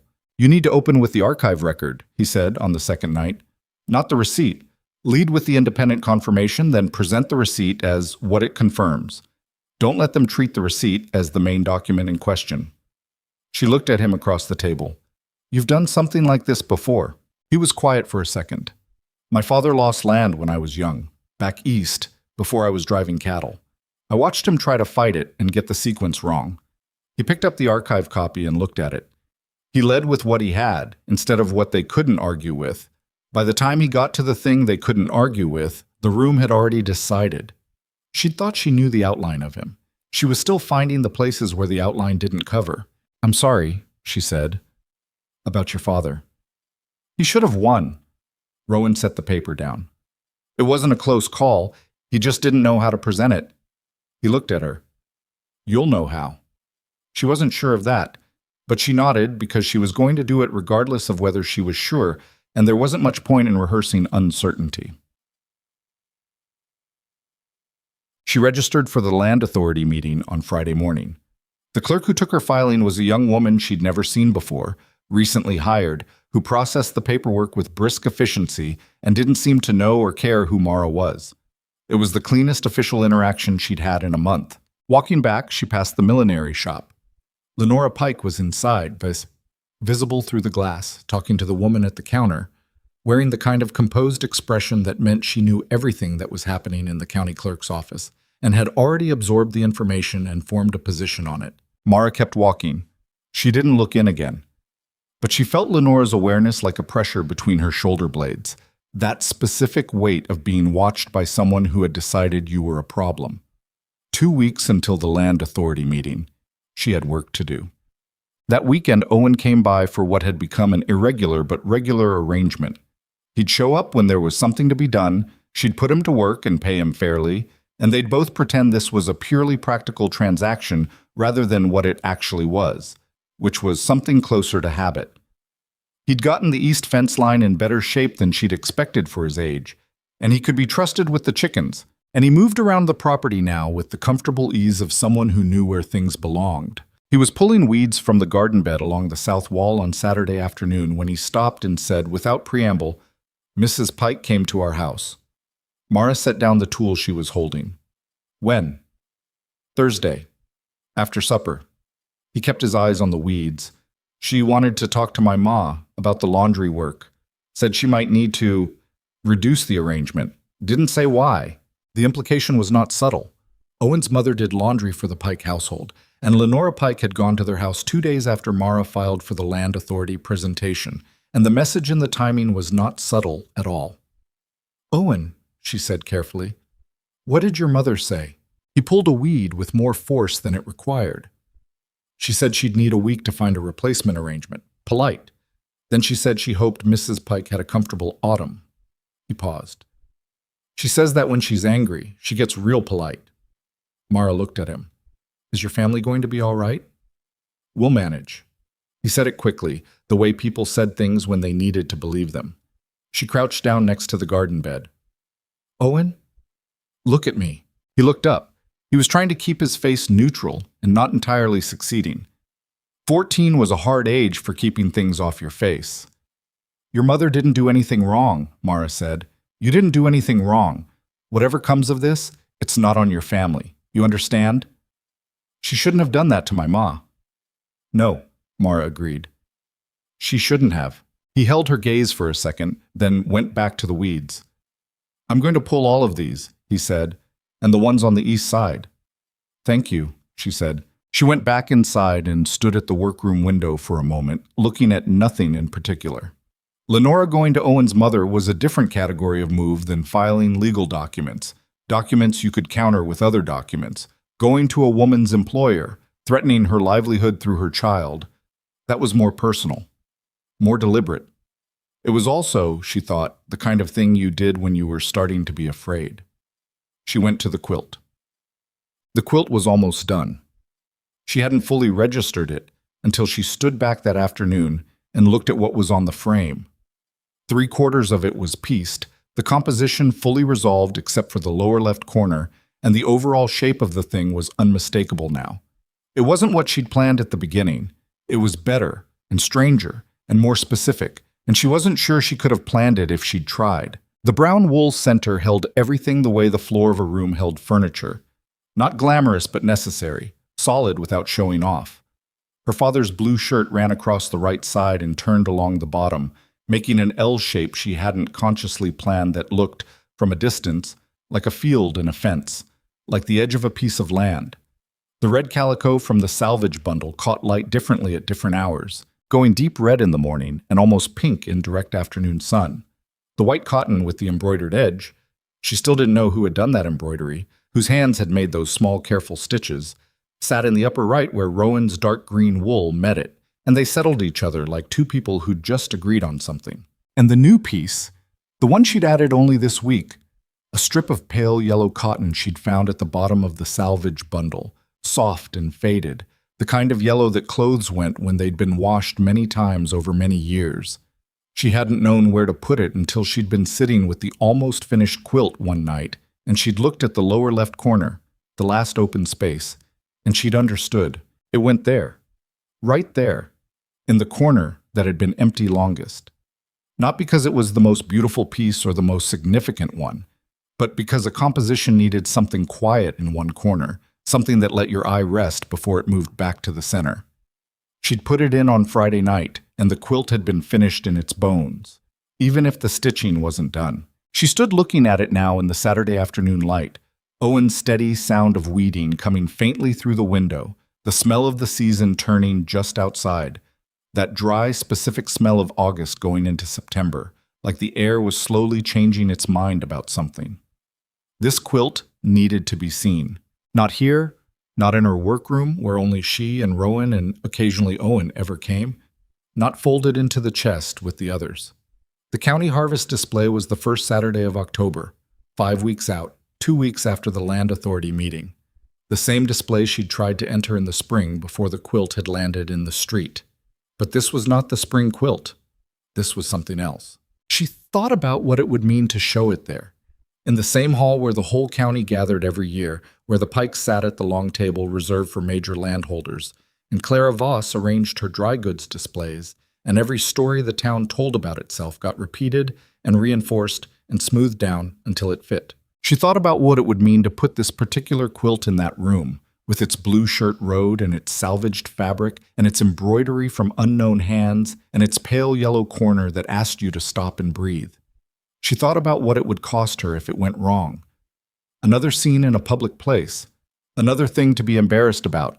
Another data point in the long-running account the town kept of her failures. She thought about Lenora going to Owen's mother's house after supper. She went to find paper and a pencil and wrote out the entry application for the harvest display because the deadline for entries was end of next week and she was not going to miss it. Rowan came on Sunday and she told him what she'd decided. He didn't try to talk her out of it. He listened, looked at the quilt for a long time, and then said, "You'll need people to know about it beforehand. Not as a promotion, just people who will be there for the right reasons." "Dottie," she said. "Dottie," he agreed. "And Owen's mother, if she's willing, after the Pike business. And the Dalloway family. The wife came in for mending twice. You said she was decent." She was. Mara hadn't thought about the Dalloways. She hadn't been thinking exactly in terms of allies. She'd been thinking about the quilt. But Rowan was right that a quilt needed someone to see it, genuinely see it, not just be in the same room with it. "I don't want it to be a political thing," she said. "I don't want to bring people there to make a point. It won't be political if you don't make it political. Just show the quilt. Let it do what it does." He looked at the frame again. "It'll do something. I've been watching it take shape for 6 weeks. It'll do something to the room when people see it." She looked at it with him. She tried to see it through a stranger's eyes, the way it would look to someone who didn't know the story of every piece, who didn't know her father's shirt, or the notary's ledger, or the pale yellow cotton that had traveled in a salvage bundle across half the territory before landing in her workroom. She couldn't manage it exactly, but she could imagine it. "Tell me about one of the pieces," she said. "Something you brought. One of the ones in the bundle." He looked at her, then he looked at the quilt and studied it for a moment. "The green wool," he said. "Upper right." "Who?" "Man named Petey Callahan. Rode with the drive 2 years. Lost his wife the year before that. Not like Sarah, sudden. Long illness. He carried that coat the whole 2 years and never wore it. Rowan's voice was steady, but she'd gotten good at hearing the things under his steady voice. He said the coat still smelled like her cooking in the lining. I don't know if that was true or if it was just a thing he needed to believe, but he gave it to me when he left the drive and he said, "Do something with it that ain't just leaving it to rot." Mara looked at the dark green square in the upper right corner. "I did," she said. "Yeah." His voice was quiet. "You did." They sat with that for a moment. In the workroom where the lamp was burning and the quilt was stretched across the frame, and the harvest display was 5 weeks out, and the land authority meeting was 2 weeks away, and there were too many things in motion to keep track of comfortably. Outside, a horse went by on the road, someone heading toward town in the last of the evening light. The chickens made their small settling sounds from the direction of the coop. "She's going to be at the display," Mara said. "Lenora." "Yes?" "Her whole family, everyone who matters to her." "Yes." "And after the land authority meeting, whatever comes of it, win or lose, the air in that room is going to be charged." "Probably." She picked up her needle from the work table where she'd set it down. "Good," she said. He looked at her. Something moved across his face. Not quite a smile, something older than that, more settled. "Good," he agreed. She went back to stitching. The lamp burned warm and steady. The quilt held everything it had been given and waited, with what she'd started to think of as patience, to be finished.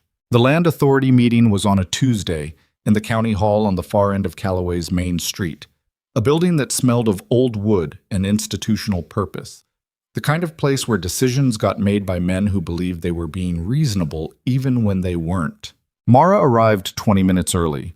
Rowan was already there, standing outside the hall's double doors with his hat in his hands and the look of a man who had slept adequately but not well. Owen had wanted to come, and she'd told him no, firmly, and he'd argued, and she'd told him no again, and he'd shown up anyway and was now sitting on the bench outside the hall, pretending to whittle something with a pocket knife he kept dropping. "You told him to stay home," Rowan said, when she came up the steps. "I did. And yet. She looked at Owen, who looked back at her with an expression of complete innocence that didn't remotely convince either of them. She decided to let it go. There were bigger things to spend energy on today. Dottie had gotten there even earlier. She was already inside, sitting in the second row of the public gallery with her hands folded in her lap, and the composed expression of a woman who had attended more official proceedings than the officials themselves. She'd brought Margaret Hollis, who sat beside her, a tall, angular woman in her 60s with steel-gray hair and the particular bearing of someone who had spent decades as the custodian of important records and was not inclined to be informal about it. Mara sat down next to Margaret and introduced herself. "I know who you are," Margaret said. Her voice was like her posture, precise, not unkind, but with no room in it for wasted time. "I've been maintaining county records for 23 years. That receipt is legitimate. I'll say so clearly, and I won't be talked out of it." "I appreciate that. Don't thank me. I'm not doing it for you. I'm doing it because someone tried to use an encumbrance claim against a properly discharged debt, and that is an abuse of the filing system, and I have strong feelings about abuses of the filing system." "I'll try to keep that distinction in mind," Mara said. Margaret looked at her. Something moved in her expression. Not quite a smile, but the outer edge of one. "You'll do fine," she said, and turned back to face the front. Callum Reeves arrived at 5 minutes to the hour. He was shorter than she'd expected, broad in the shoulders, with the unhurried movements of someone who calculated each gesture's cost before making it. He carried a leather document case that looked expensive in the quiet way of things bought to last rather than impress. He glanced at Mara once when he came in, a professional assessment, and then looked away. Lenora was not there. Mara had expected her to be and then reconsidered. Lenora would not want to be seen as personally invested in a proceeding she was supposed to have initiated purely on legal grounds. She would stay home and wait for her brother to handle it, and she would hear what happened by the end of the day, and she would adjust. The 3 land authority commissioners came in together at the hour exactly. They were the men Dottie had named: Harmon, who was the commissioner of record and chaired the meetings; a man named Bates, who handled Eastern County filings; and a younger man, Aldridge, who Mara didn't know by anything more than reputation, and who'd apparently been appointed the previous spring. They arranged themselves at the long table at the front of the hall, with the practiced efficiency of men who had done this many times and found it neither interesting nor unpleasant, just work. Harmon called the session to order. The room was not crowded. A Tuesday morning in the county hall was not a spectator event. But there were perhaps a dozen people in the public gallery. Some Mara recognized, some she didn't. Clara Voss was there, which she hadn't expected and which told her something about how far the story had traveled. A man from the feed store. 2 farming families she knew by sight. Callum Reeves presented first because the original filing was his. He was good. She'd been told he was good and she'd believed it intellectually, but hearing him in action was a different thing.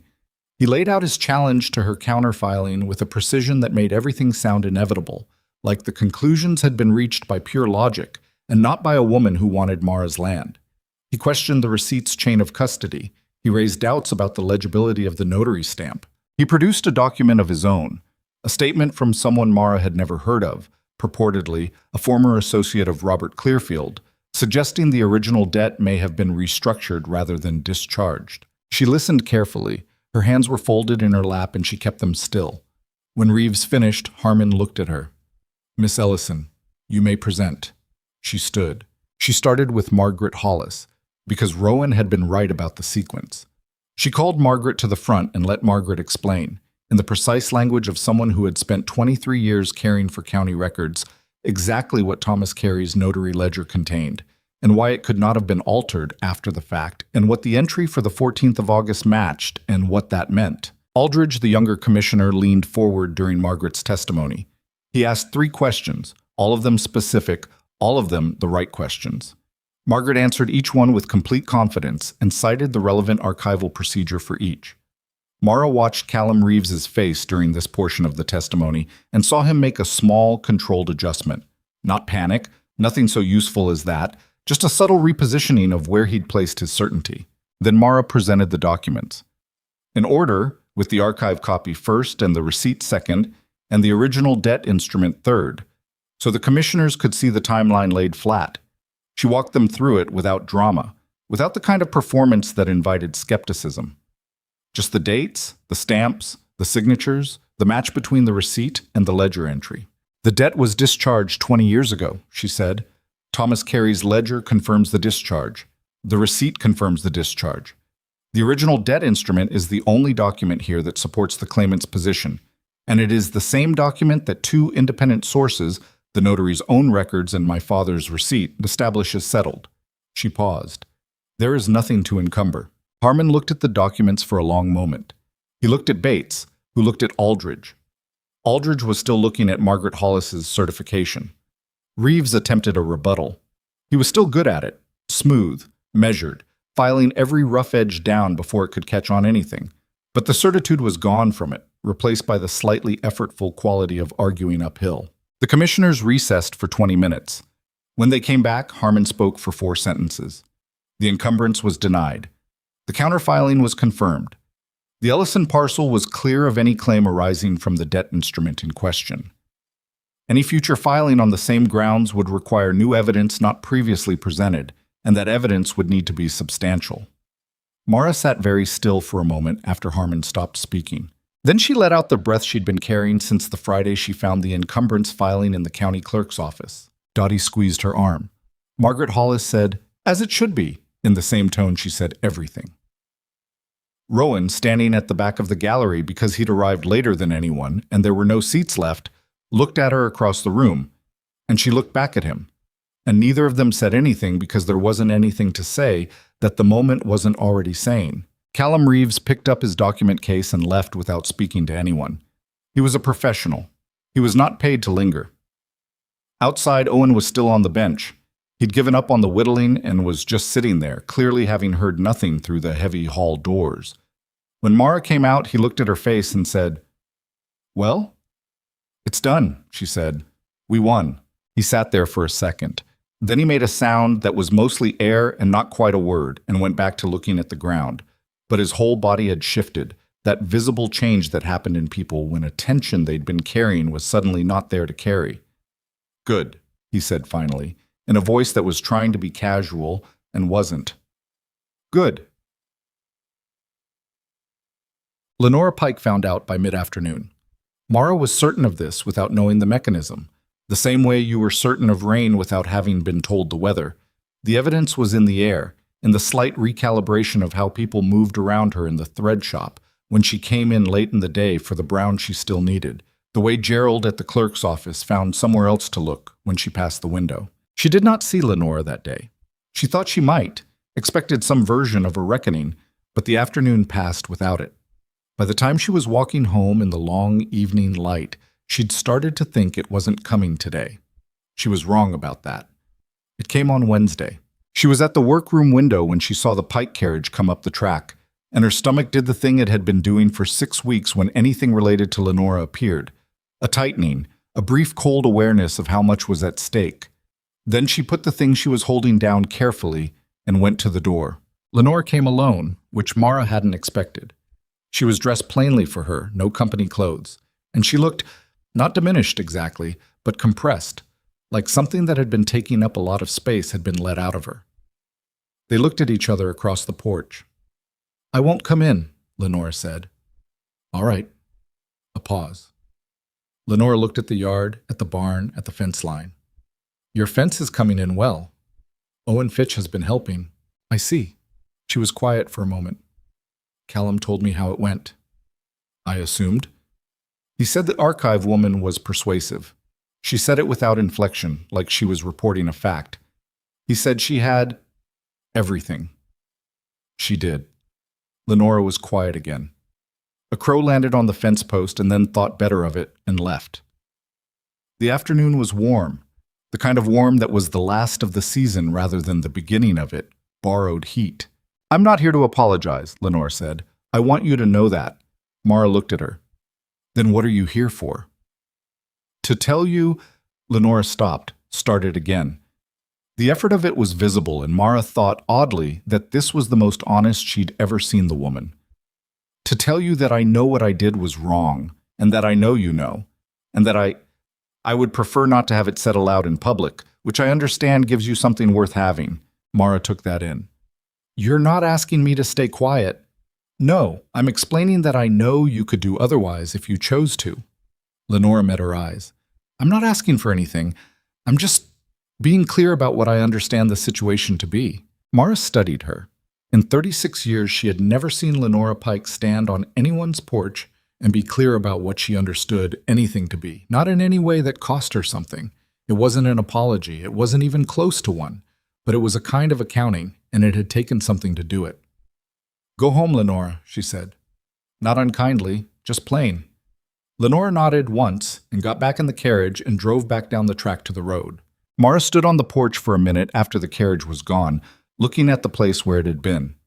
Then she went back inside to the workroom and picked up the needle and kept working because the quilt wasn't going to finish itself and the harvest display was 3 weeks out.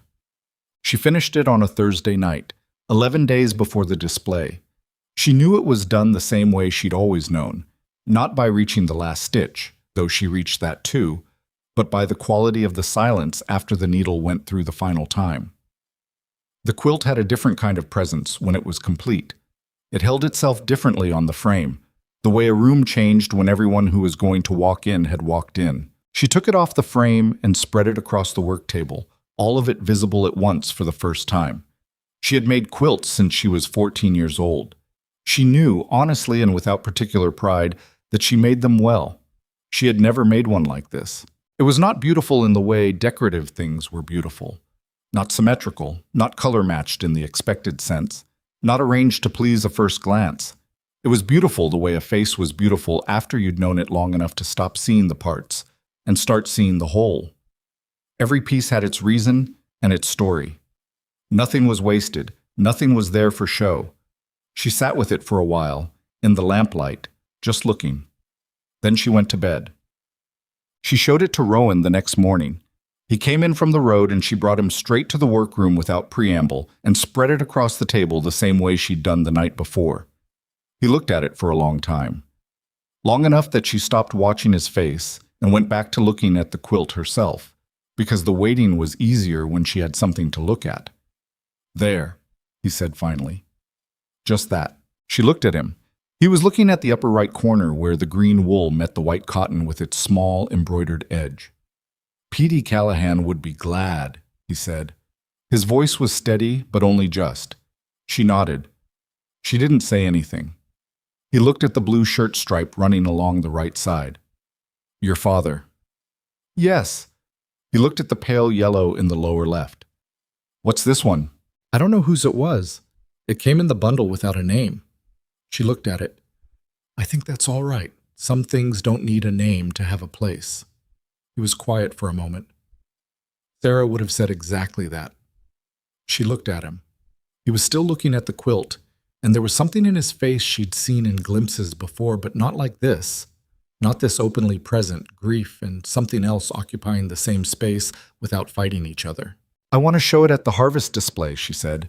You know that. I know. I don't know exactly what it'll be, but Lenora will be there, and people who've been talking about me for 6 weeks will be there, and She stopped. I want them to see it. That's all. I just want them to see it. Then show it, he said. That's what it's for. She folded the quilt carefully, the way her father had taught her, corners first. She wrapped it in fresh brown paper. She put it on the shelf and left it there, ready. The week before the harvest display moved the way weeks did when you were both dreading and wanting something, each day slightly too long and also somehow gone before you'd finished it. She took in regular work, finished a set of curtains for the Dalloway house, made a dress for Mrs. Fitch, Owen's mother, who had come to her quietly after the land authority ruling and said she'd heard Mara did good work, said it without reference to the Pike business or the laundry arrangement, just a woman looking for someone who could sew a dress that would last. Mara measured her carefully and cut the fabric without waste, and charged her the fair price, which was less than Clara Voss's shop would have charged, and more than the shop in Harwick would have charged, and that was what it was worth. Dottie came by on the Thursday before the display. She brought the second jar of strawberry preserves she'd been holding back, which Mara understood as a kind of ceremony. Margaret Hollis is coming to the display, Dottie said. She doesn't usually. She doesn't like crowds. She doesn't have to come on my account. She's not coming on your account. She's coming because she's heard about the quilt, and she wants to see it. Dottie looked at her with something shrewd and fond in equal measure. Margaret Hollis has been running the county archive for 23 years, and nobody has ever brought her preserves before. She has a lot of goodwill for things she doesn't admit to. Mara looked at the 2 jars of preserves on her kitchen table. She's going to bring her daughter, Dottie added, who apparently quilts. The Dalloway family was coming. Owen's mother was coming. Rowan would be there. The drive had finished its season, and he was in the county for the foreseeable future, which was a fact she was still turning over in the back of her mind without having decided what to do with it. He'd told her 2 weeks ago, matter-of-factly, that he'd arranged to winter in the county, that there was enough work with the local cattle operations to make it worth his while. She'd said that seemed practical. He'd agreed that it did, and they'd both left it at that, which was exactly the right amount to leave unsaid for the moment. The night before the display, she took the quilt down from the shelf and looked at it one more time. Not to change anything. There was nothing to change. It was finished. But because she needed to look at it, needed to sit with the fact that she had made this, that her hands had done this, that out of her father's worn shirt and a stranger's kept coat and a piece of cloth with unknown embroidery and 40 other fragments of other lives, she had made something that held together. She wrapped it back up in the brown paper. She set it by the door. The harvest display was held in the county hall, the same building where the land authority had met, transformed by a week's worth of work from an official proceeding space into something warmer. Long tables ran along the walls with produce and preserves and domestic crafts. The smell of it was good, hay and dried herbs, and the sweetness of late-season apples from a basket near the door. The quilts had their own section, as they always did, hung on a long rod at the far end of the hall. There were 7 other entries. Mara arrived early enough to hang hers before the crowd came in, and she did it herself, without help. Climbed the step stool and threaded the hanging rod through the sleeve she'd sewn along the top. Straightened the corners, stepped down. She looked at it on the wall. Something about the hall's light, the way the morning came through the high windows and hit the fabric at a slight angle, made it look different from how it looked in the workroom. Better, she thought. More itself somehow. The colors had more room to breathe. The pieces she'd chosen could be seen in relation to each other rather than all at once, and the eye moved across the composition the way she'd intended, from the heavy center outward, finding each corner in turn. She stepped back further. The pale yellow in the lower left caught the morning light and went warm. The green wool absorbed it and held it. The blue shirt ran its road from top right to bottom edge, and you could follow it the way you followed a river, naturally, without deciding to. She stood there for a moment, alone in the early hall before anyone else arrived, with the quilt above her and the long morning light coming through the windows. Then people started coming in. Check. The first to stop at the quilt section was Margaret Hollis, who arrived with a woman in her 30s that had her same angular jaw and a keener eye than her mother's, if anything. They stood in front of Mara's quilt for several minutes without speaking. Then the daughter said in a low voice, "The piecing in the center. How long did the center take?" "About a week," Mara said. The daughter looked at her. "That's impossible." "It took a week because I'd been thinking about it for 2 months." Margaret Hollis made a sound that was not quite a laugh. "Come find me later," she told Mara. "I want to talk to you about the embroidery on that white cotton." And she moved on, which was high praise from a woman who considered standing still a form of commitment. Clara Voss arrived at mid-morning, as Mara had expected she would. She was with 2 women from the sewing circle, all of them moving together down the display tables in the efficient way of people who were there to assess rather than admire. They reached the quilt section, and the 2 sewing circle women moved past quickly, pausing briefly at a neat log cabin pattern 3 pieces down. Claire stopped. She stopped longer than Mara would have predicted. She stood in front of the quilt with her arms crossed, the way she stood when she was thinking rather than judging, and she looked at it in sections: the center, the right side, the upper corners, the pale yellow at the lower left. She looked at the embroidery on the white cotton. She looked at the way the green wool and the cream interacted at the upper right. Then she looked at Mara, who was standing to the left and had been watching this without expression. Clara Voss opened her mouth, closed it, opened it again. "The construction on the center block," she said. "How did you do the corners without losing the points?" Mara looked at her for a moment. "I pieced them separately and set them last," she said. "Adds time." Clara looked back at the quilt. "It shows," she said, in a different voice than she used. Not her shop voice, not the voice that said unrefined with a particular kind of smile. A voice that was just looking at something. She moved on without saying anything else, and Mara watched her go, and decided not to know exactly what to make of that yet. It was Owen who started it, though he hadn't planned to. He was standing with his mother near the quilt, and a man Mara didn't know came up beside them and asked what they were looking at, and Owen said without thinking, "Miss Ellison made it, out of people's stuff, real stuff, from the cattle drive, from her dad, from people who don't have anybody anymore to remember their things." The man looked at the quilt differently after that. He asked a question, and Owen answered it, and Owen's mother added something, and by the time Mara got back from the far end of the hall, there were 7 or 8 people standing in front of her quilt, and the conversation had been going for some time. She stood at the edge of it and listened. Rowan was there, she realized. He'd come in at some point and was standing to the side, not talking, just present. He caught her eye and she looked away before she could do something embarrassing with her face. A woman she half recognized from the farms north of town was asking about the blue stripe. Owen was explaining about the shirt, her father's shirt. Another woman said her own mother had made quilts from old clothes, and she'd given the quilts away when her mother died, and she didn't know why she'd done that. She wished she'd kept them. An older man was looking at the green wool in the upper right and not saying anything, just looking.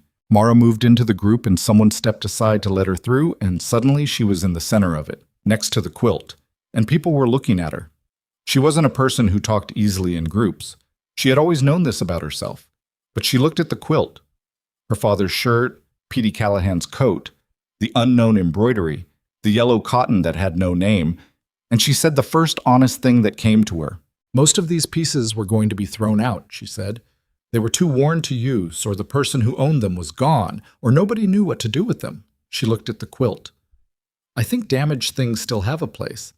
I think they sometimes hold a composition together better than perfect things do, because they've got more in them, more weight." She paused. "That's all I was trying to do. Find them a place in something stronger." The hall was not quiet.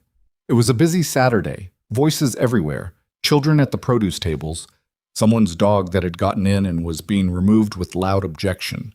But in the small space around the quilt, there was a quality of attention that felt different from the noise around it. The woman whose mother had made quilts said, "What's the piece in the bottom left? The yellow."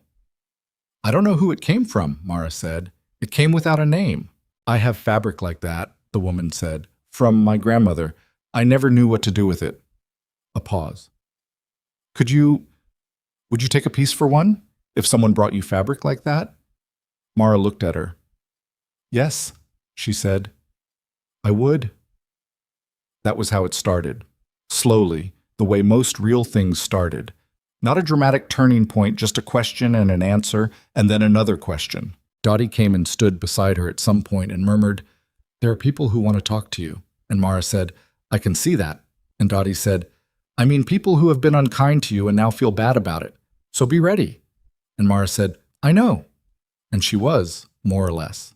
One of the women from the sewing circle, not Clara, another one, a woman named Frida, who had twice made comments about Mara's weight in the thread shop in the particular way that passed itself off as concern, came and stood near the quilt with her hands clasped in front of her and didn't say anything for a long time. Then she said, "I have my husband's army coat, from before he died. I've had it in the trunk for 6 years because I can't throw it out and I can't look at it." Mara looked at her. There was something cracked open in Frida's expression that Mara had never seen there before, because Frida had never let it be seen before. And she wasn't entirely in control of it now. "Bring it to me," Mara said. "When you're ready. You don't have to be ready yet." Frida nodded. Her eyes were bright.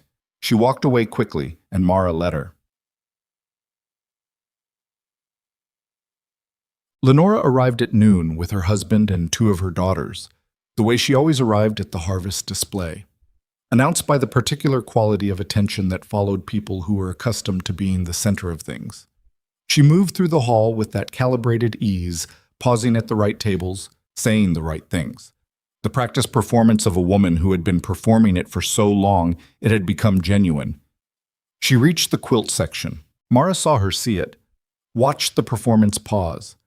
Lenora stood in front of the quilt for longer than she'd stood in front of anything else. Her husband, James, a large, quiet man who mostly followed Lenora's lead in public, stood beside her and looked at it too, and something in his face shifted in a way that suggested he'd taken in more than the aesthetic. Mara was 10 feet away, talking to a farming family about a mending job, and she could feel Lenora's awareness the same way she'd felt it on the street in spring. That pressure of being in someone's peripheral attention. She kept talking to the farming family. It was Rowan who went to stand near the quilt when Lenora was looking at it. Not confrontationally. He just moved there, with the unhurried quality he had in everything, and stood a few feet from Lenora and looked at the quilt alongside her. After a moment, Lenora said, without looking at him, "Which piece did you bring?" A pause. "Upper right," Rowan said. "The green wool. Belonged to a man on my drive. He lost someone." Lenora was quiet. "It's a good color. It's a good piece," he said. "She knew where to put it." Another silence. Lenora's hands, Mara noticed from across the room, had come together in front of her in a gesture that wasn't her usual composed posture. Something a little tighter than that. Something held. Then James Pike said quietly to his wife, "My mother had a coat like that. The green." He said it like he'd surprised himself. "I always wondered where it went." Lenora looked at her husband. Whatever passed between them in that look was private, and Mara didn't try to read it. Then Lenora turned to Rowan. "It's well made," she said. "The whole thing."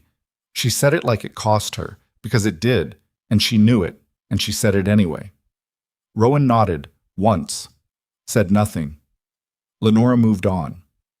Her husband stayed an extra moment, looking at the quilt, and then followed her. Mara didn't know what she'd expected from the afternoon. She hadn't let herself expect too much, specifically because expecting too much was a way of making things worse when they went sideways. What she'd allowed herself to expect was that the quilt would be seen, that a few people would see it properly, the way Rowan saw it and Margaret Hollis's daughter saw it. What happened was larger than that, and she wasn't entirely prepared for it. By early afternoon, there were pieces of fabric in her hands. A folded square of brown wool from a man whose wife had hemmed it twice before she passed, a strip of red print from a grandmother's dress, a bit of blue linen from a work shirt not unlike her father's. People gave them to her carefully, the way you gave something you were trusting someone with, and she took them the same way. She didn't write anything down. She'd remember. Clara Voss came back. She came alone this time, without the sewing circle women, and she stood in front of the quilt again for a moment and then turned to Mara with her arms still crossed, but the posture different now, not defensive, just her. "I've been running the needlework display for 5 years," she said. "The county crafts display." She said it without preamble. "I want to talk to you about being part of the judging, as a second opinion." Mara looked at her. "I've been wrong about some things," Clara said, in a voice that was stripped of the shop voice brightness, just words. "Not everything, but some things." "All right," Mara said. "That's it? All right. What would you like me to say?" Clara looked at her for a second. "Nothing, I suppose." She glanced at the quilt. "Who taught you to do the corner points like that?" "My father taught me the basics. The rest I worked out myself." "He taught you well." "He did," Mara said. Clara nodded. She left without saying goodbye, which Mara understood was not rudeness, but just the way Clara was, and she was beginning to think she could work with that. At 3 in the afternoon, Mara was standing alone for the first time in several hours. The crowd had thinned slightly, the families with young children heading home, and the hall had taken on the quieter, more settled quality of a late afternoon. She was standing in front of her own quilt, which she hadn't done since the morning, and looking at it with the flat, honest eyes she used when she was assessing whether a thing was finished. Rowan came and stood beside her. "How are you holding up?" he said. "I'm a little overwhelmed," she said.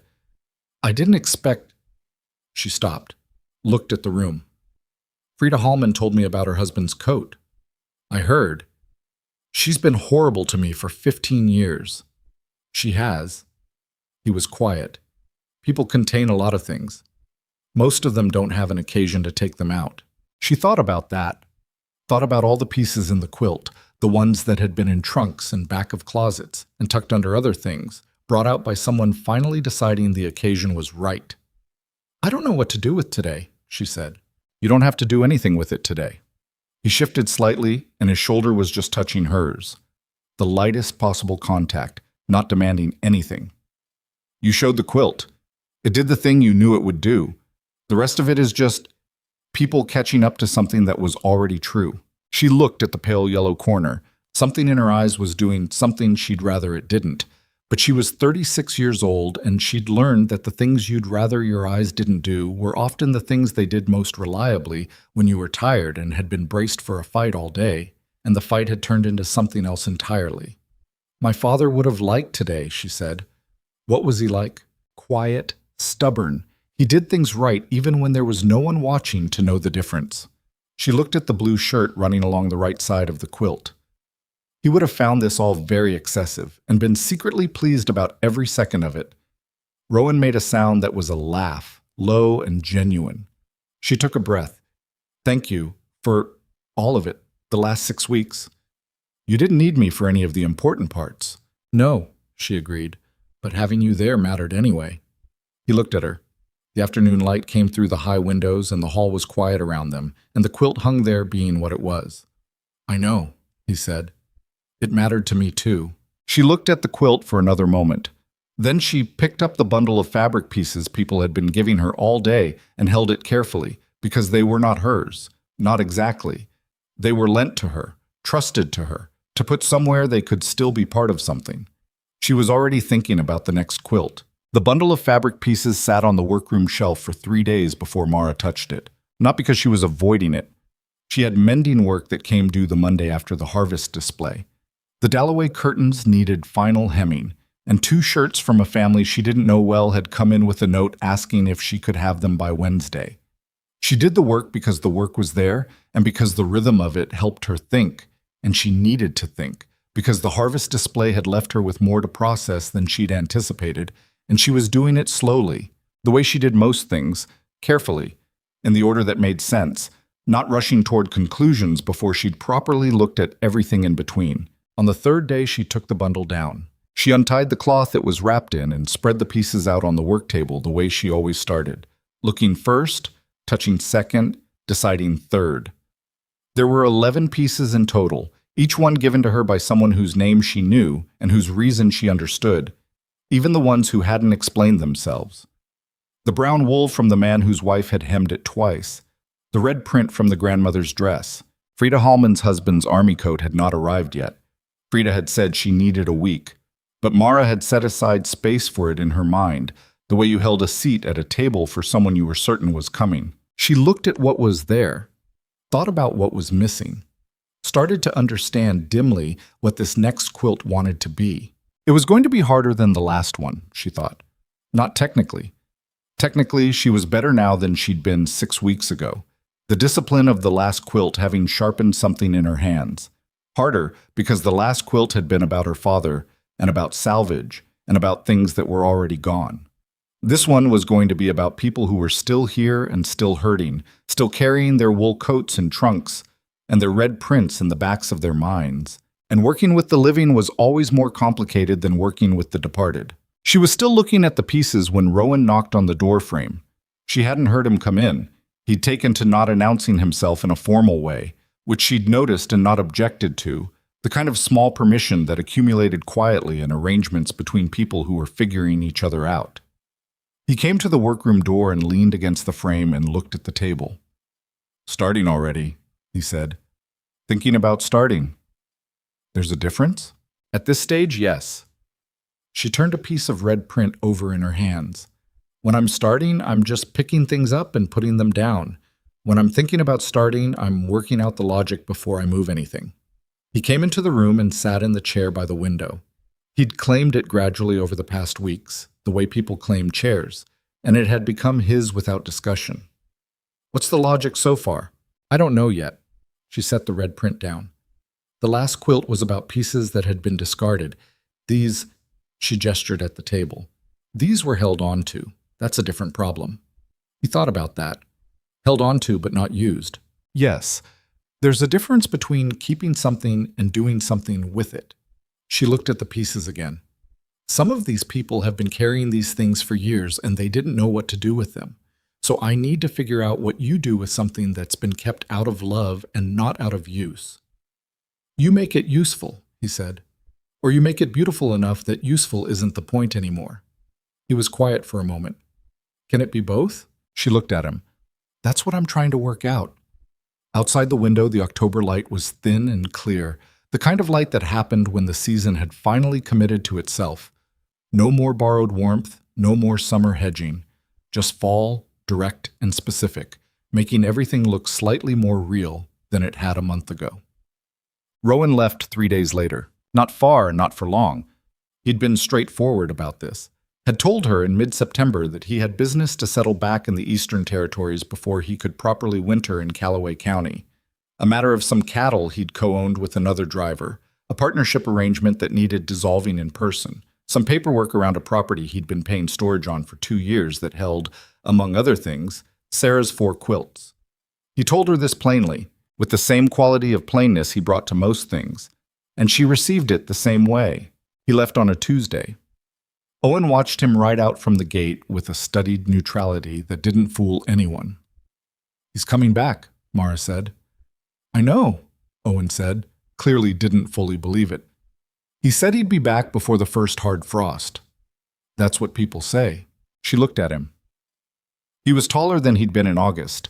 Not dramatically, but she noticed it the way you notice things that changed in your peripheral vision. His voice had been doing something uncertain for the past month, occasionally dropping into a register that surprised him. He was growing up, which was the most predictable thing a 14-year-old could do, and which still managed to seem unexpected every time she saw evidence of it. "People who mean it say it," she said, "and then they come back." Owen looked at the road where Rowan had gone. "How do you know the difference?" "You pay attention over time. You look at what someone does, not just what they say." She picked up the fence tool she'd been using before Rowan's departure had interrupted her. "That's all you can do. You can't know in advance." He was quiet for a moment, still looking down the road. "My dad said he'd be back," he said, very quietly. Not like he'd meant to say it. She lowered the fence tool. Owen's father was a subject she knew the shape of without knowing the details. He'd been gone since Owen was 9, and Owen's mother had never said much about it, and Owen said even less. "I know," she said. She didn't add anything to it. There were some things that didn't improve with addition. He nodded, sharp and brief, the gesture of someone putting something back in the box it came from. Then he said, "I'll finish the south fence this afternoon," and he went back to work. She watched him go. Then she went back to work too, because the fence needed finishing and the second quilt needed thinking about, and the October air was getting serious in the evenings, and there was always something that needed doing. The days had a different quality without Rowan in them. Not worse exactly. She'd been alone before he came, and she knew how to be alone, had made something workable out of it over the years. But different. The evenings were longer in a way that had nothing to do with the diminishing light. The workroom felt like it had more room in it, which was a strange way for a room to feel when nothing had physically changed. She worked on the second quilt in the evenings and thought about what the last 2 months had done to the ordinary texture of her life. The most honest answer was more than she'd expected, and in directions she hadn't predicted. She'd expected the legal fight, and she'd won it. She hadn't expected Clara Voss at the harvest display, looking at the quilt's corner points with her shop voice turned off. She hadn't expected Frida Hallman to arrive at her door 5 days after the display, army coat folded in her arms, eyes red in a way she was pretending wasn't true. "I don't want to talk about it," Frida had said when Mara opened the door. "You don't have to," Mara said. "I just want—" She held out the coat. "I want it to be somewhere." Mara had taken it the same way you took something breakable, both hands, no sudden movements. "I'll put it somewhere it belongs," she said. Frida had nodded and left without coming inside, and Mara had held the coat for a moment in the doorway before bringing it to the workroom and laying it on the table with the other pieces. It was a good coat. Heavy, dark green-gray, the wool still dense and warm. She could get 6 or 7 pieces from it, maybe 8 if she was careful with the cutting. She ran her hand along the sleeve and thought about the man who'd worn it, and the woman who'd kept it, and the 5 years of distance between them, and what it meant to finally hand something over. She didn't know if she'd have been able to do it. That was honest. She looked at her father's quilt on the workroom wall. She'd hung it there, couldn't bring herself to put it in the hall chest with the others, and thought about how long she'd worn her own versions of heavy coats, carried her own versions of things that needed to go somewhere but couldn't quite be set down. The land, the reputation, the 36 years of being the wrong kind of everything in a town that had very specific ideas about the right kind. She wasn't sure she'd actually set any of it down, even now. She thought you didn't set those things down so much as you stopped letting them set the terms, which was different and harder and maybe better. A letter came from Rowan in the second week of his absence. She didn't know he'd intended to write. They hadn't discussed it. And when Owen brought the post and she saw the handwriting on the envelope, she stood in the kitchen with it for a moment before opening it, aware of doing something deliberate.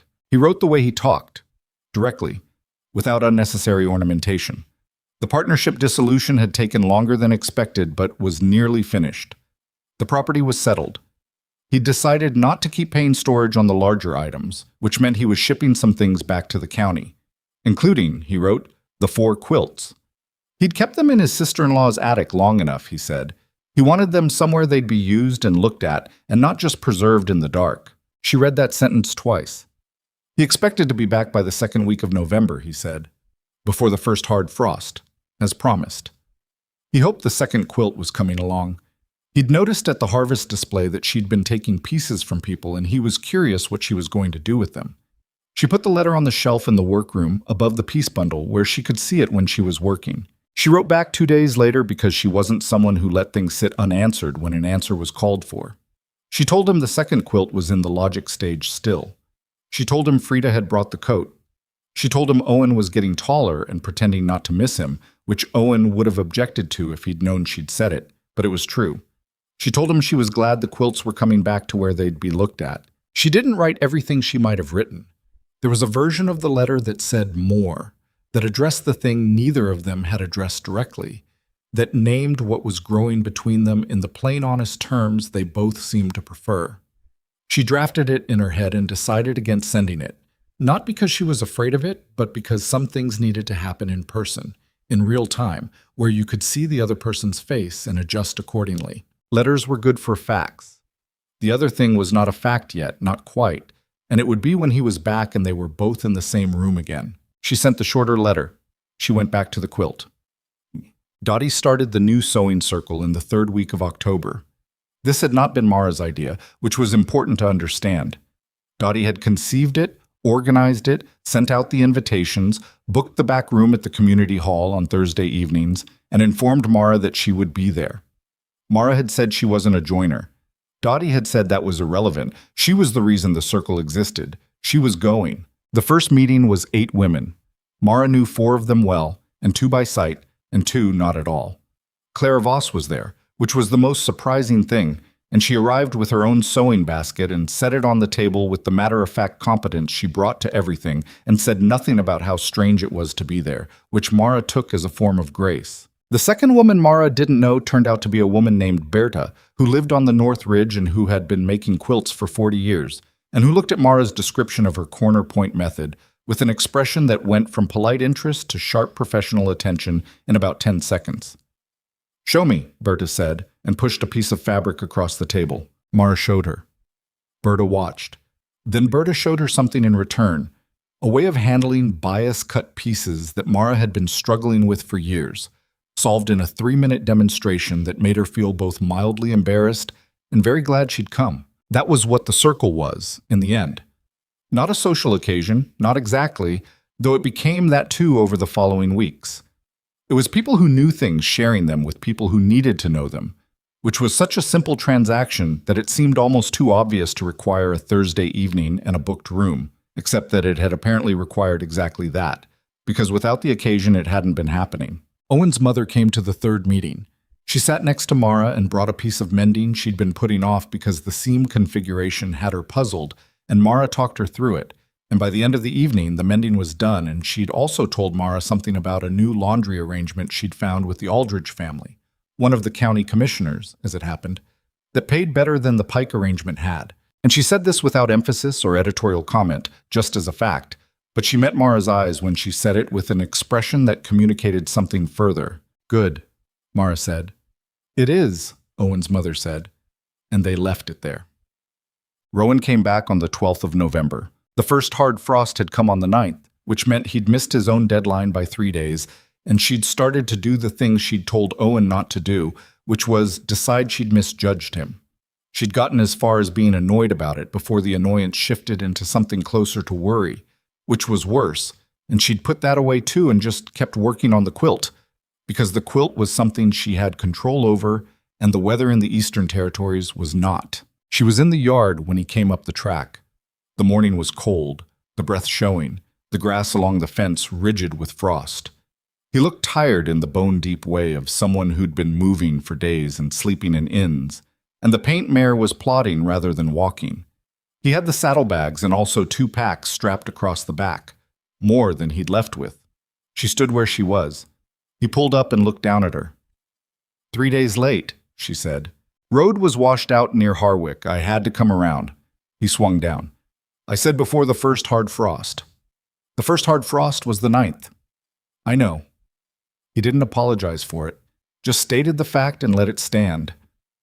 I came as fast as the road let me. She looked at him. He looked at her. He had 2 days of new beard and the kind of tired that slept through expressions, and he was standing in her yard in the November cold like he'd never been anywhere else. Come inside, she said. There's coffee. He came inside. She made the coffee and he sat at the kitchen table and didn't talk much for the first 20 minutes, the way he didn't talk when he needed time to come back to himself after being on the road. She'd learned this about him. She let him have the time. When the coffee was mostly gone, he said, The quilts are coming on the freight wagon. Should be here by end of week. Where are you going to put them? A pause. I'd been thinking about that. He turned his cup.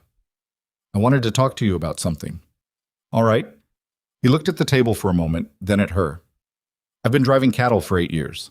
That's how long since Sarah died. 8 years of moving, territory to territory, route to route. He paused. I told myself it was work. And it was. But it was also not having to decide anything about where to be. She listened. "I've been deciding the whole time I was back east," he said. "Settling things, closing things out, the partnership, the storage, the parts of a life I'd left in suspension because it was easier than finishing them." He looked at her steadily. "I want to stop driving. I want to stay in this county." "You've said something like that before," she said, carefully. "I know. I'm saying it more directly now." He wasn't nervous exactly. He was deliberate, the way he was deliberate when he was saying something that mattered, and he wanted to get it right. "I don't know what shape it takes. I'm not asking you to arrange your life around mine. I've got enough for a modest piece of land, maybe some cattle. I can make a place for myself here independently of—" He stopped. "I want to be near you. That's the honest part. Everything else is details." She looked at him for a long moment. "That's the most words you've used at once," she said. He looked at her. "I've been practicing." She almost laughed. She let it happen this time, let it out instead of catching it, and he watched her laugh with an expression she'd come to understand was his version of the same thing. The caught, almost surprised quality of someone who hadn't expected to feel this particular feeling right now and was feeling it anyway. "I'm not asking you to decide anything today," he said when she'd settled. "I know this is—" "Rowan." She set down her cup. "I'm 36 years old. I've been running this place alone for 4 years. I've been alone in this county my whole life, more or less, and I've been fine." She looked at him. "I don't need you here. I want you here. Do you understand the difference?" He held her gaze. "Yes," he said. Yes." "Then stay," she said. "Figure out the details after." He breathed out, long and slow, like he'd been holding it for the whole 8-day ride back. All right. Outside, a crow landed on the fence post and regarded the yard with its usual critical assessment. The November sky was the color of pewter, and the frost was still on the grass, and the day was cold and plain and entirely real. Sarah's quilts arrived on Friday, as Rowan had said they would, carefully wrapped in oilcloth on the back of a freight wagon that also carried 3 crates of dry goods for the general store and a cast-iron stove for the Aldridge family. Rowan unwrapped them in the workroom, which Mara had cleared space for, and they spread them out one at a time. 4 quilts. Different patterns, different palettes, the work evolving across them in ways you could track if you looked.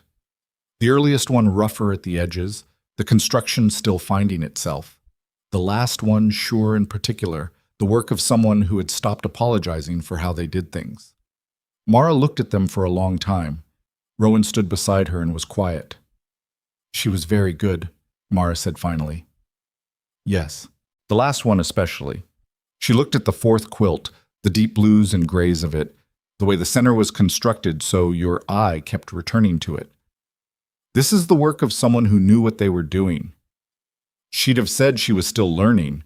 He said it with that quality she recognized now, the gentleness that lived alongside the grief rather than covering it. She always said that. She was right technically. You're always still learning. She looked at the quilt. "That doesn't mean you weren't very good." He made a sound that was acknowledgement and something more than that. She gave him a moment with it. "Where do you want to put them?" she asked. He thought about it. "The first 3. Here, maybe, if you have room, where they'll be looked at." He paused. "The last one, I'd like it somewhere it can be seen by more people, but I'm not ready to decide that yet." She understood. The last one was the most of her, the most directly Sarah's hand in it, the closest to who she'd been. That decision didn't have to be made today. "They'll go in the workroom for now," she said. "I'll find the wall space." They hung the first 3 that afternoon, Mara choosing the placement with the same attention she'd given her own work. They looked right on the walls, those quilts, in the same room where she pieced and stitched and thought, like a conversation between people who'd never met and never would, and were talking anyway through the language they'd both spent their lives learning. In the weeks that followed, things settled. Not resolved. Mara had learned enough to know that life didn't resolve. It just found new configurations, but settled the way fabric settled when it had been properly pressed. The shapes became themselves. Rowan found a small parcel of land 1/2 a mile east of her property, which the Aldridge family sold him at a fair price, and he began building, slowly, with his own hands and Owen's assistance, which Owen provided with the intensity of someone who had decided this was his project, even though nobody had asked him. The structure that went up through November and into December was modest and solid, the kind of thing that said, "I intend to be here for a while." He stayed most evenings at the ranch and slept at his own place, which was the arrangement that made sense for where they were and which neither of them felt the need to apologize for or accelerate. The second quilt was finished in December. It took longer than the first had and was better than the first had, which was how it should work, and when it was done it was nothing like the first one. Where the first quilt had told one continuous story, a line, a road, a river, the second one was a composition of separate stories existing together without hierarchy. Each piece had its piece, its square or strip of space, and nothing dominated and nothing was secondary. It looked, she thought, like a room full of people, each one separate and each one part of the same room. Frida Hallman's husband's coat was in the upper center, dark gray-green and substantial. The red print from the grandmother's dress was in the lower right, precise and vivid. The other 9 pieces found their places through the patient negotiation she'd come to think of as her actual skill. Not the stitching, not even the piecing, but the listening. The listening to what each piece needed and what the composition needed, and finding the place where those two things agreed. She showed it to the sewing circle on a Thursday evening in December. Berta put her glasses on and walked around the table 3 times looking at it. Clara Voss said, without preamble, "The gray-green in the center. How did you get the weight to hold without overwhelming the surrounding quadrants?" Mara explained her method. Clara listened and nodded and wrote something in the small notebook she'd started bringing. Dottie looked at it for a long time without speaking, and when she finally looked up, her eyes were bright, and she said, "Where is this one going? I haven't decided," Mara said. "The community hall?" Dottie said. It wasn't a suggestion. Mara looked at the quilt. Then she looked at Frida, who was sitting at the far end of the table with her own work in her lap, and Frida met her eyes and gave one nod. "The community hall," Mara agreed. They hung it in the first week of January, on the long wall inside the community hall's main room, where it could be seen by anyone who came in. The hall was used for meetings, for displays, for the occasional gathering that the county organized on cold winter evenings when people needed reasons to leave their houses. The quilt went up on a Tuesday morning with Dottie on one step stool and Mara on another, getting the hanging sleeve level, and when they stepped back it was right. There in that room with its plain walls and its cold morning light, the quilt held everything it held and let the room hold it, and the two things didn't compete. Lenora Pike came to the hall that afternoon. Mara didn't know she was coming and didn't know she was there until Owen mentioned it 2 days later, casually, in the way he mentioned things he'd observed and thought she should know about. Lenora had apparently stood in front of the quilt for a good while, alone in the room, before anyone else had arrived for the evening meeting. Mara didn't know what to do with that information. She held it for a while. She thought about Lenora on her porch in October, saying, "I know what I did was wrong," without apologizing for it, and she thought about what it meant to know a thing without yet being able to say it cleanly, and she thought about all the ways people carried their own heavy coats, all the ways the wool got damp with years and the linings went fragrant with something that wasn't coming back. She didn't forgive Lenora. That wasn't the right word for what she was working toward. What she was working toward was something smaller and more practical than forgiveness.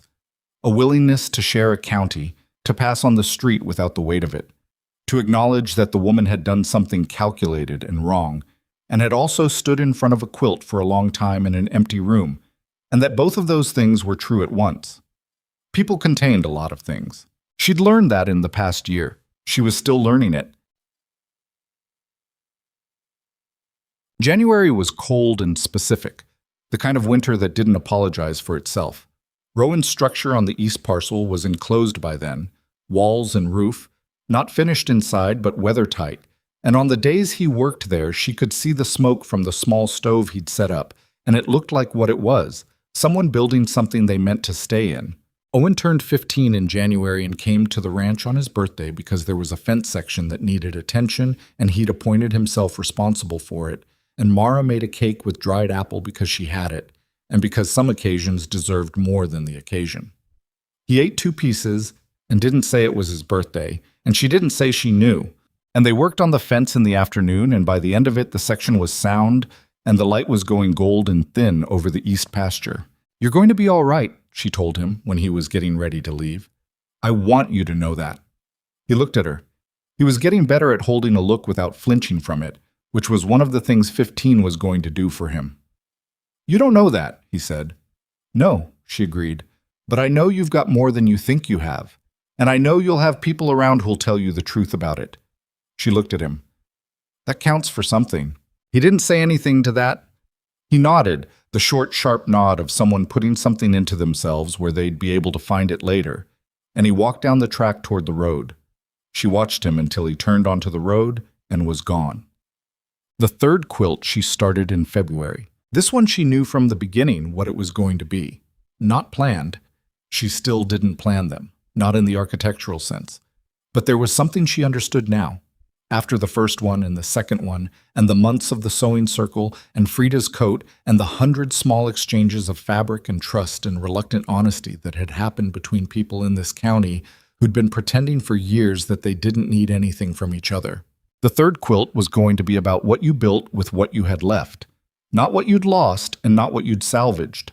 What you deliberately built, with your eyes open, knowing it was imperfect and building it anyway because the alternative, not building, staying inside the loss, wearing the coat but never giving it a place, was a kind of slow surrender that she'd watched too many people commit to without realizing it was a choice.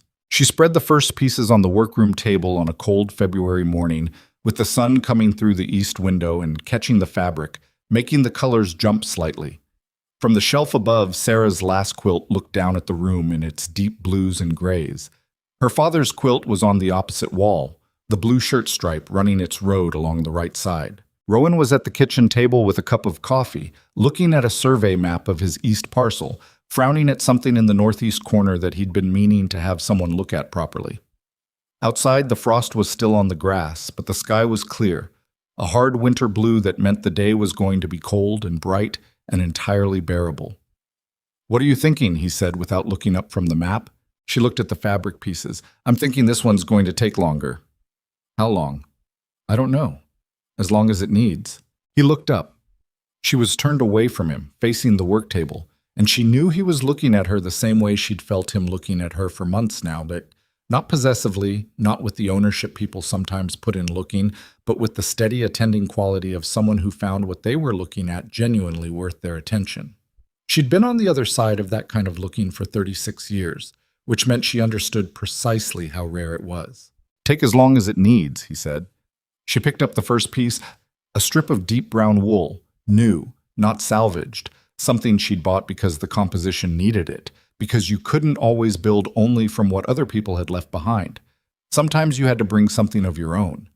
And she held it in her hands for a moment. She thought about what the last year had cost her, and what it had given her, and whether those two things balanced, and decided they didn't balance exactly, but they both existed and both of them were real, and you didn't have to make them into one simple equation to be able to live with them.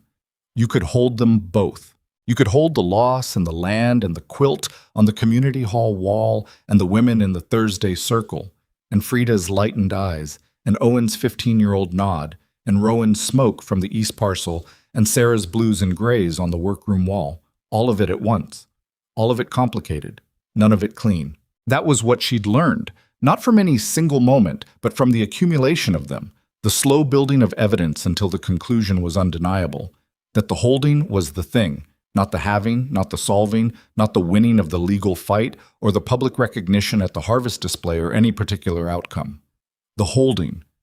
The willingness to keep taking pieces in and finding them a place, to keep stitching when the composition didn't make sense yet, and your hands were tired and the lamp was running low, to trust that the thing was becoming what it needed to become even when you couldn't see the whole of it yet. She'd spent 36 years believing she was someone the world was arranged against. And she had been, partly. That part was true. But she'd also been someone who kept going, who kept showing up at the thread shop and walking the 3/4 of a mile and making the quilts and fighting the encumbrance and putting the bundle of fabric on the work table and looking at what was there. That part was also true. Both things were true at once, and the second one was hers in a way the first one never was. She set the brown wool strip in the center of the table and stepped back and looked at it. Just one piece, alone in the space, waiting to be joined by everything else that was coming. In the kitchen, Rowan turned the map over and started marking something in pencil. The sound of it was small and domestic and entirely real. Outside, the winter blue sky held itself over the county, over the community hall and the county archive, and the Thursday Circle's room, and Owen's growing up, and Frida's lightened shoulders, and Dottie's strawberry preserves, and Lenora in the empty hall, and Margaret Hollis's 23 careful years, and the east fence line, and the barn, and the root cellar, and the 90 acres of land her father had broken with his hands and left to her. And it didn't judge any of it. It just held it.